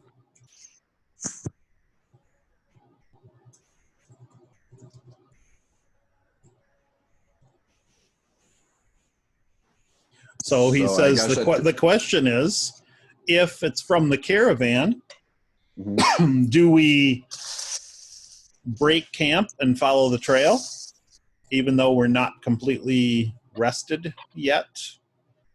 This could That's potentially, It's not like any of us have done anything, though, that we need to completely rest. yeah, we could follow the trail and see if there's a caravan that we could actually help. Makes sense. I mean, at least go check it out. True, but we don't want to exhaust ourselves either, and then be of no use to them by the time we get there. Yeah, we could wait until people have rested and just leave a little early, like as soon as the 8 hours is up, leave while it's still daytime. Yeah. Haig does notice whether as part of this discussion or he kind of starts connecting dots as these questions are being asked. It comes up that, well, there doesn't seem to be any barding or gear or anything, and actually they look somewhat emaciated, so they don't exactly look like they're cared for. Oh, so they've been traveling for a while, so they look like they could just be food. So if there's no gear on the donkeys at all, then either they're just natural desert animals, or the caravan was set upon by bandits and all the gear was stripped from them and then they were just let go. The question you need to be asking yourself, are the donkeys on the road or are they way off the road? They're Also, wandering, you should be asking yourself, they're wandering off the road. Then that answers a lot of questions. It's a group of animated mimics. And they came from, that's not funny, that's possible. you never know. And they came from the west, in case you want to know their direction of origin. I think that ticked a lot of Interesting. box for us. What should I say? Meow, meow, meow, meow, meow, meow. Okay. I'm going to see if one of the brothers wants to come out with me and retrieve them. Absolutely. I need Red Rep to stay put and maintain the tent, and I need and somebody should one of the brothers should stay back to protect him, and besides give this a beacon to aim for if we get Redrith sighs theatrically that he cannot leave the coolness of the tent.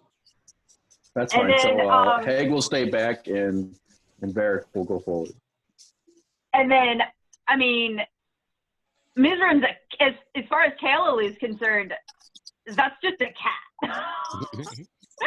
That's just a cat. The cat can come with or not. She's not going to bother asking because she doesn't think the cat's an actual person. But he is a curious cat. He's a very strange cat, and he doesn't really behave entirely like a cat. So she's got, suspicions that he's not really just a cat, but at the same time, there's any number of possibilities in this world, from being another person transformed to being something that's been graced by the goddess of nature and kind of guiding you along, or who knows, could be a dead demon in alternate form trying to lead you guys down a bad road. I mean, I don't remember the answer to this. Does Redrith know that the cat is actually not just a cat? Yes, because I came to you, remember, because we're looking for that elven artifact. Oh, that's right. Okay, very good. Yeah. Kalil is the only one who doesn't know. Because technically you were hired on for another job, but now you're all stuck together here in the desert. Yeah, I was hired as a local guide, and we kind of got away from the local. We kind of ended up here together, and now I'm just kind of stuck. Now, since everybody else is willing to leave the cat on watch by itself, I'm not going to really question that because they've got more experience with the cat's capabilities. But still, that doesn't mean I'm going to treat the cat like a full member of the party. Still got raised eyebrows. Yeah, I'm still uncertain about this. So I will ask the brothers for one of them to come with me, and Varric says he'll go. So, Miz, you're welcome to come. I'm not going to try and stop you, but I'm not going to specifically invite you either. Don't worry, I'll follow because I know that if shit hits the fan, someone needs to heal your asses. So I'll follow. I definitely know that the cat is not a normal cat. The cat has some strange capabilities, and there is occasionally, I think like once, I've heard a strange person speaking from off in the direction that the cat last went. Once or twice. Mm-hmm.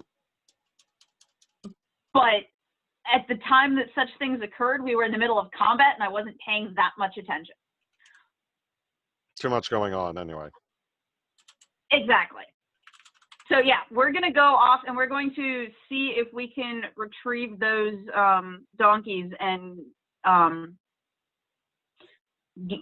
glean any clues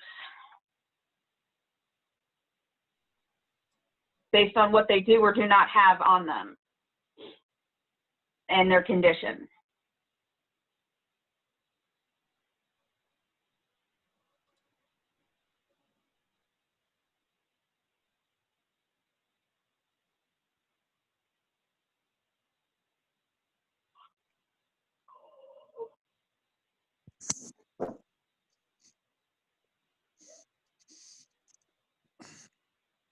Just to point out another thing, I suppose you haven't realised, like, sat there gone, where do these berries always come from that just left for us all? Again, just one more thing that's a little, you know, it makes me suspicious that this cat is not a normal cat, but at the same time, I can't prove it either. Not yet, anyway.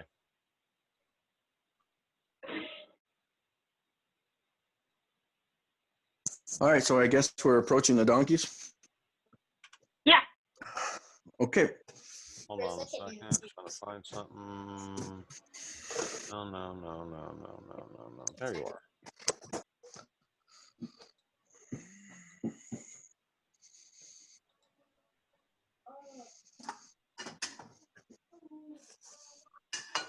I'm working on it.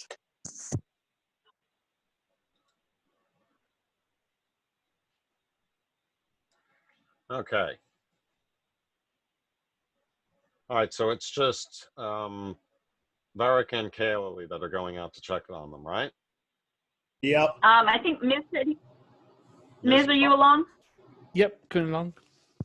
Okay, stealth checks for everyone going along, please. Are you in or out of armor at the moment, Varric? I think we're in armor because we took off the cloak, so we're in armor. We never took the armor off. Okay, then yeah, the heat is oppressive as soon as you step outside of the tent. And you sweat almost immediately. Good Lord. Okay. But don't I still have that thing dawned on me? It probably still doesn't matter if I have that dawned on me or not, though, right? What thing? Whatever we bought back in Brasilia. Bralazar. Yeah, thanks. I mean, we bought that thing that was supposed to you reflect the sun. You would have put that robe back on before leaving the tent. Right, Yeah, it helps, but still, even in the heat of the day, But it's still oppressively hot. Yeah, Right. you're right. It's still hot. Okay, either way. So Yeah, stealth, and- you said? Hmm? You said stealth? Yes. Because I don't have it. Well, I have stealth, but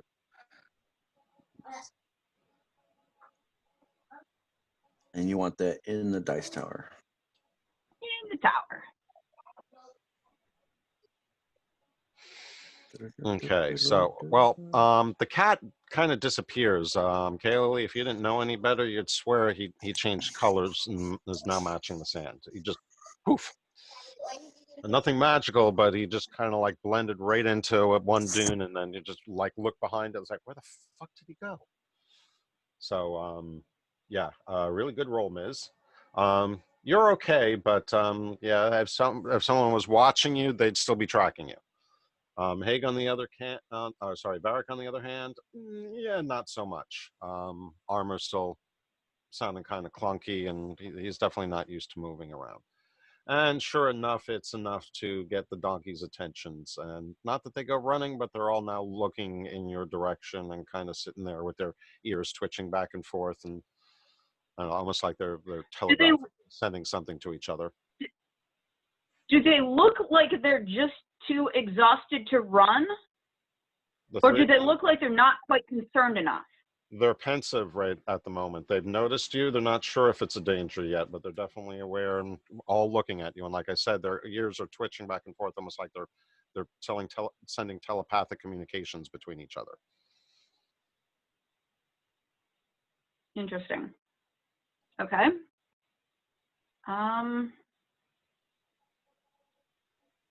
The donkeys are doing this? Yes. Yeah. They're just watching you, though, basically, but they're incredibly aware that you're there now.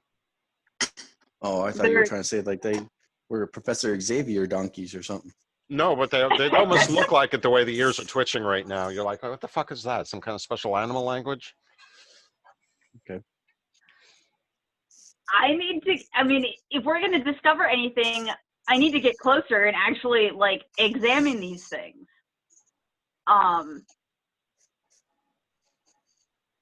Let's do it. So, yeah. What's the worst that's going to happen? They're going to closer. transmute into something? I need to get closer as cautiously and non-threateningly as I can. Pretty much. Okay, well, you're pretty sure you're not going to be able to do that with Varric and stuff. Do you want me to stop where I am and let you go forward? Sure. Okay.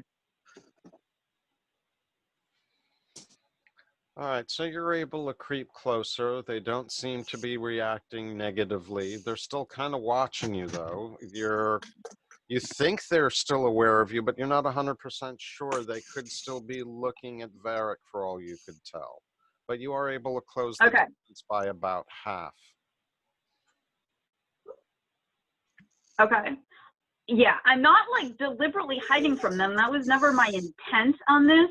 It was, I want to be as non-threatening as I can. Right. So like I said, they're not running. They're still looking in your direction. But again, you're not sure if they're looking at you or keeping their eye on the Goliath. Pretty threatening, I guess. Just a question. Can I smell any, like, dry blood or any kind of blood on them as we slowly approach in? Let's do a perception check, please. Tower? Yes. I keep remembering I've got it on my hot bar. Nope.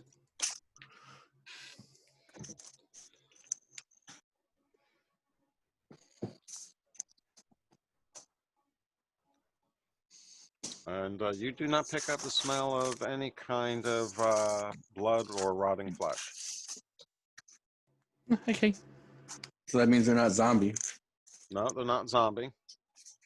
Like I said, No, I'm thinking more on the concept of if they were part of a like a caravan and they were attacked, there might be some dry or fresh blood, depends on how long the caravan would basically be expected for. I was thinking more of a desert god that's playing tricks on us. I don't know. Well, at this point, between Mizram's increased vision range as a panther and how close that Kael'Eli has managed to close into them, as I said before, they do look a bit skinny, perhaps not emaciated, but they obviously have not been well fed. They're not groomed. Some of their hair is matted down, but you know, they don't look sickly necessarily. But you would say, for all intents and purposes, that they are probably just wild asses. Okay.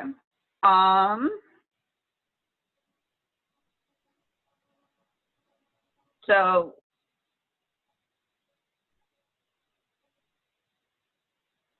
no evidence wanna that do with they've them? no evidence that they've ever, you know, carried packs or saddles. Not that you can see at this range, and you're pretty sure that they haven't. As a matter of fact, you probably also pick up on the fact that they don't look like that their backs have been burdened. They have noticeably straighter backs than most of the beasts of burden you've seen. Okay. In that case, What? We could leave them. One of them them's go. even started bending down and kind of pulling at the sparse brush that's in the grass. But the other two, yeah, and at that point, at this point, they're not strays from a caravan. Even if we have the supplies for them to take with us on the rest of our trip, I mean, that's not really what we're you know, they're not part of a caravan or anything, so may as well just leave them to their own devices. Right. let me just put this line of thought to you.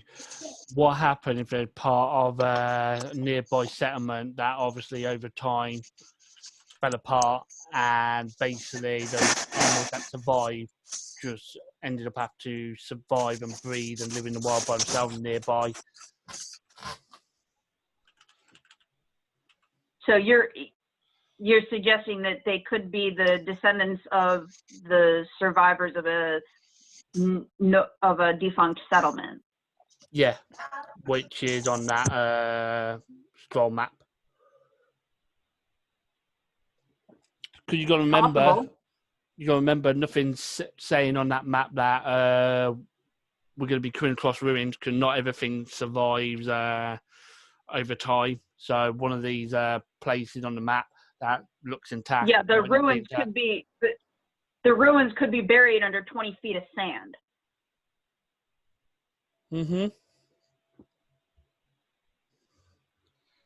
So just to point out, it is 12 o'clock. Sorry, Alex. I just wanted to point out it is 12 o'clock. Does anyone need to leave right now? I am going to pretty quick, No, but I do need yeah. to wrap up soon because I'm starving. Okay. Yeah, because I got to feed my kids, so. Not a problem. All right, so yeah, we'll just finish this conversation and consider our session ended with this camp. That's Yeah, fine. so yeah, I'm gonna move back to consult with Varric and let him know what I've found, that I have determined that these appear to be wild asses, and we don't know where they came from, but they do not appear to be like survivors of a caravan or anything like that. We are on the lookout for ruins of any kind.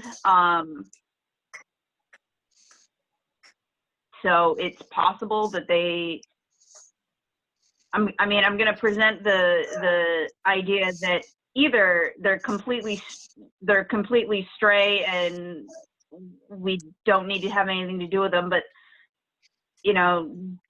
they could be descended from remnants from a deserted settlement that was deserted centuries ago, and these have found a lair to survive in. My only question would be, do we have enough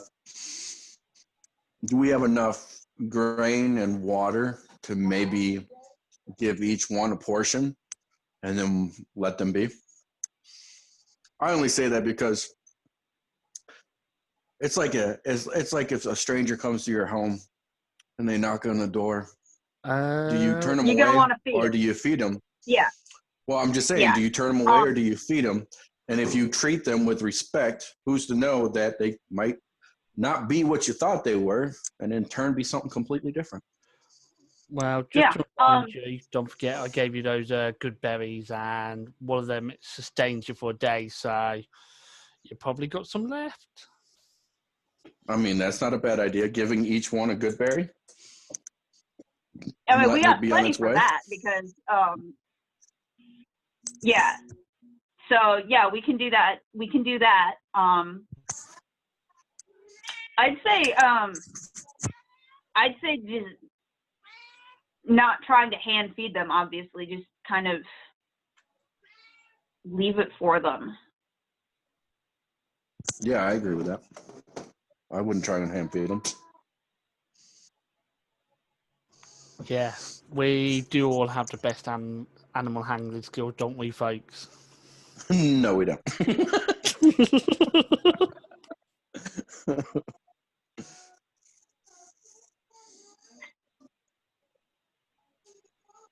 Yeah, I've got the best animal handling bonus, You're full? but or You didn't even modifier, eat. but it's not that great.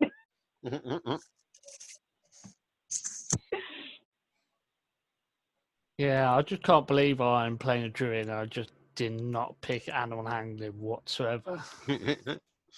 Well, not completely inappropriate in a desert setting. I definitely would have thought twice if you guys were pushing through a jungle, though. So yeah, scatter a few good berries for them to have. Just kind of making sure that they're seeing us do this. We don't have water containers to spare to leave them water, but we can at least offer them good We'll give them the berries. good berries and be done And with it. then, I was going to say, I think they're okay on water because obviously they're still alive and you would die pretty quick if you didn't have water. So they're probably fine Exactly. there. well, it's more the hospitality thing. Well, that It's- leads me to think there's got to be an old settlement somewhere nearby where they might be drinking water from a water source. Yeah,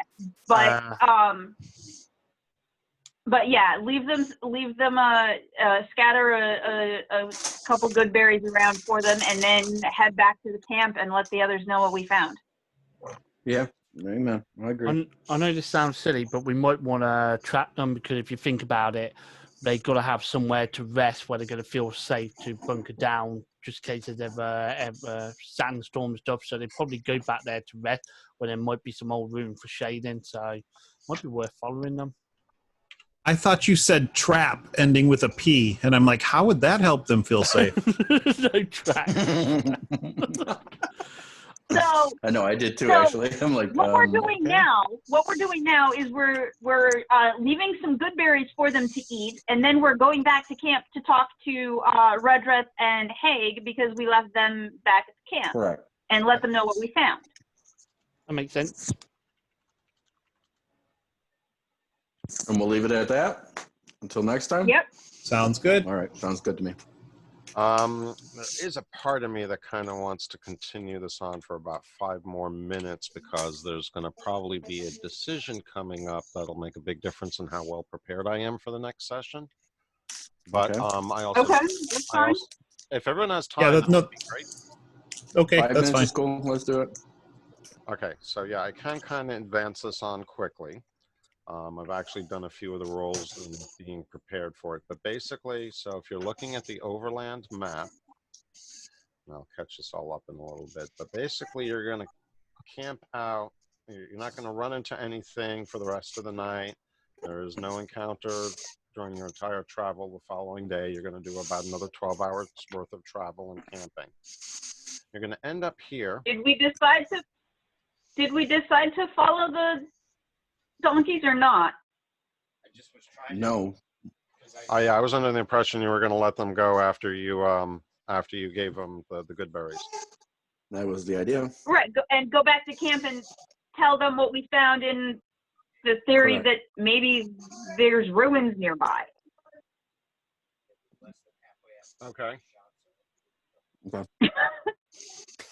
I Makes can sense. back out if you really want to investigate that possibility. I guess that's reasonable. I just wanted to have that conversation. Okay, well then let's go ahead and have that conversation then.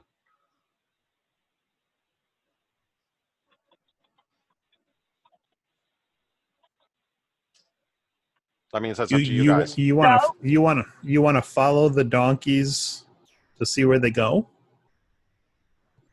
I'm not saying I want to. I'm just saying that we are tracking down an ancient legend, and there are wild donkeys that have clearly survived on their own in this desert, and they are not exactly desert creatures. We can continue on our Desert with our jackasses current are not plan. desert creatures? desert. Well, I suppose they are. Yeah. So They may not have grown there, but it does not seem unreasonable that some escaped ones from herds or left over from some kind of attack or would have, managed to live on the wild, not unlike the way we have wild horses that make it out here. They didn't start here, but they survived pretty well. Yep. Redreth is of the opinion that just let them go and don't worry about it. And Kaoli's actually fine either way. We could take a day and try and follow them, or we could just ignore them and go on. Ignore them. Go on. she's not particular. She doesn't really care. I'm just cat. I'll follow wherever the rest of you go. Yeah, you're definitely not desperate for food at this point, so I don't think that's should be a driving factor. Nope. Okay, Not so with I all guess those we do chicken continue up to the decision point you were talking about. Yeah. Okay. Is it? So Yep. the next day. Sorry, I just wanted to have that conversation. No. Don't apologize. And I don't like trying to push the game along at all. It's just I want to be prepared. We're kind of at a pivotal point, and I've got literally like 1 of 4 or 5 different chapters that I need to work on, and I kind of got to figure out which one that's going to be. And this is an obvious point without giving anything away. So you're going to make it up to about a little bit north of there, but not quite in the next hex. So let's see if it lets me. Yeah, it keeps insisting on locking it to the thing. So I'll just bring it up to here, and we'll open this up a little bit more so you can see. By now you can kind of see the clear outline of each of the hills to your east and west. But after waking up the next morning, when the sun comes up, you kind of camp, you kind of push a little further, and then when you wake up, where the heck is that one? There it is. So it's a little bit dark at night, but when you wake up in the morning and the sun's coming up, and you see that, or sorry, other way around. You camp out, and as the sun comes up, as you're making camp that next night, or next morning, keep getting the time of the day mixed up. You see this in the distance. Lying here in the sands, half buried, is a fallen obelisk. Its top pointed towards the southwest. Carved runes are visible on its surface. The path taken by caravans and others is easy to spot. It veers neither right nor left, but appears to ignore the signpost completely.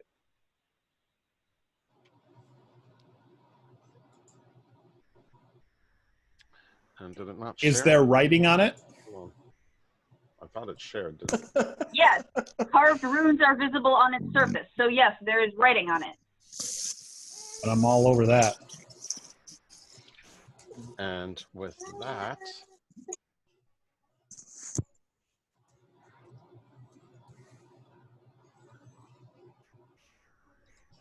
so what I'm hoping is that over the next 2 weeks, you guys have time to decipher that, and hopefully with as much notice as possible, discuss in Discord what you want to do based on this information, and let me know, preferably by next weekend, so I have a week to make sure I've got enough content ready to go.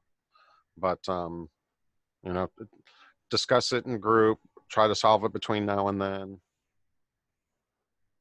But basically, this plaque here is what you see kind of leaning on the side there, and that again is pointing to the southwest.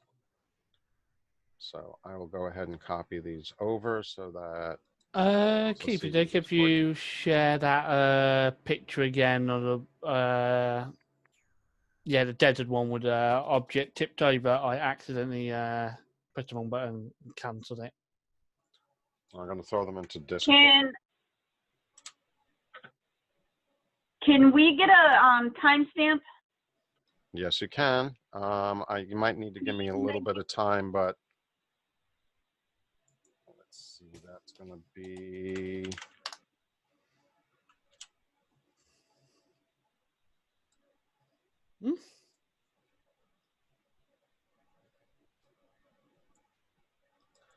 All right, so What does the save command do, Mizram? it's 5:14. Oh, just save. I was trying to save, but obviously it didn't save. I'm not sure if I actually clicked another button in the process. You clicked an extra button in front of the slash.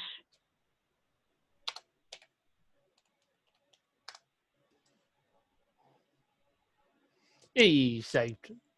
Just save your stuff in the journal so that way don't lose it. Oh, that reminds me. I got to save my notes so I don't lose them.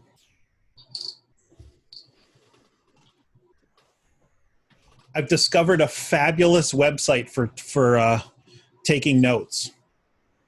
Ooh, Yeah. Do share. Do share. Yeah, well, it's called Kanka, KANKA.io. Yes. And it lets me relate characters to locations to notes to, and then I keep a journal, and so it lets me build things as quickly remembered characters. I found it when my friend was starting up his Waterdeep campaign, because I was like, there's no way I'm going to be able to keep track of what's going on there. So Yeah. Good tool, not only for players but for DMs. I was kind of like looking at that kind of tool when I was for my campaign, and like there's loads of different ones out there. You got World Anvil, obviously, that, and then, I'm using it as a player just so that I can keep track as names are mentioned and stuff. Then I just add them in, but it allows me to quickly go back and, like in Waterdeep, there was one guy mentioned, and I could look him up and tell him exactly where we last saw him, that kind of thing. So that's pretty cool. because you can use the @ symbol and then whatever, and it'll pull up a reference to that other item, and so your notes have all these cross references, which makes it very helpful. But I just have to remember to keep saving my documents. All right, gang. I think with that is a good time to call it. I know there wasn't any combat today, but I hope you guys all enjoyed it. No, it was fun. Yeah. Definitely Very different cool. flavor. All right, I gotta go upstairs and eat All right. lunch because my head does not like me. It is not happy with me. And you got to get up earlier and eat breakfast, Alex. I'll try to call you an hour earlier next week and make sure you're getting something in your gut. Hey, you guys are lucky that I'm actually waking up in time to log on for the game. Oh, we know we are, but we also know how much that you love to play too. So, anyways, everyone have a great couple of weeks. I'll see you all in 2. Hopefully, you've got food for thought. I'm hoping next week we actually get into some real dungeoning, depending on what you guys decide to do. So, Okay. but yeah, there should be a lot more of the plot lines start actually unfolding before you guys. I mean, heck, it only took us 7 sessions to get into the desert. It's about typical for us. Yep. I have a question. Can we have a separate channel just for deciphering the language? I'm sure. Oh, that's true. Yeah, that'd be cool. Because all of this mixed in with everything else, it's really hard to scrolling through everything. It's getting hard to find.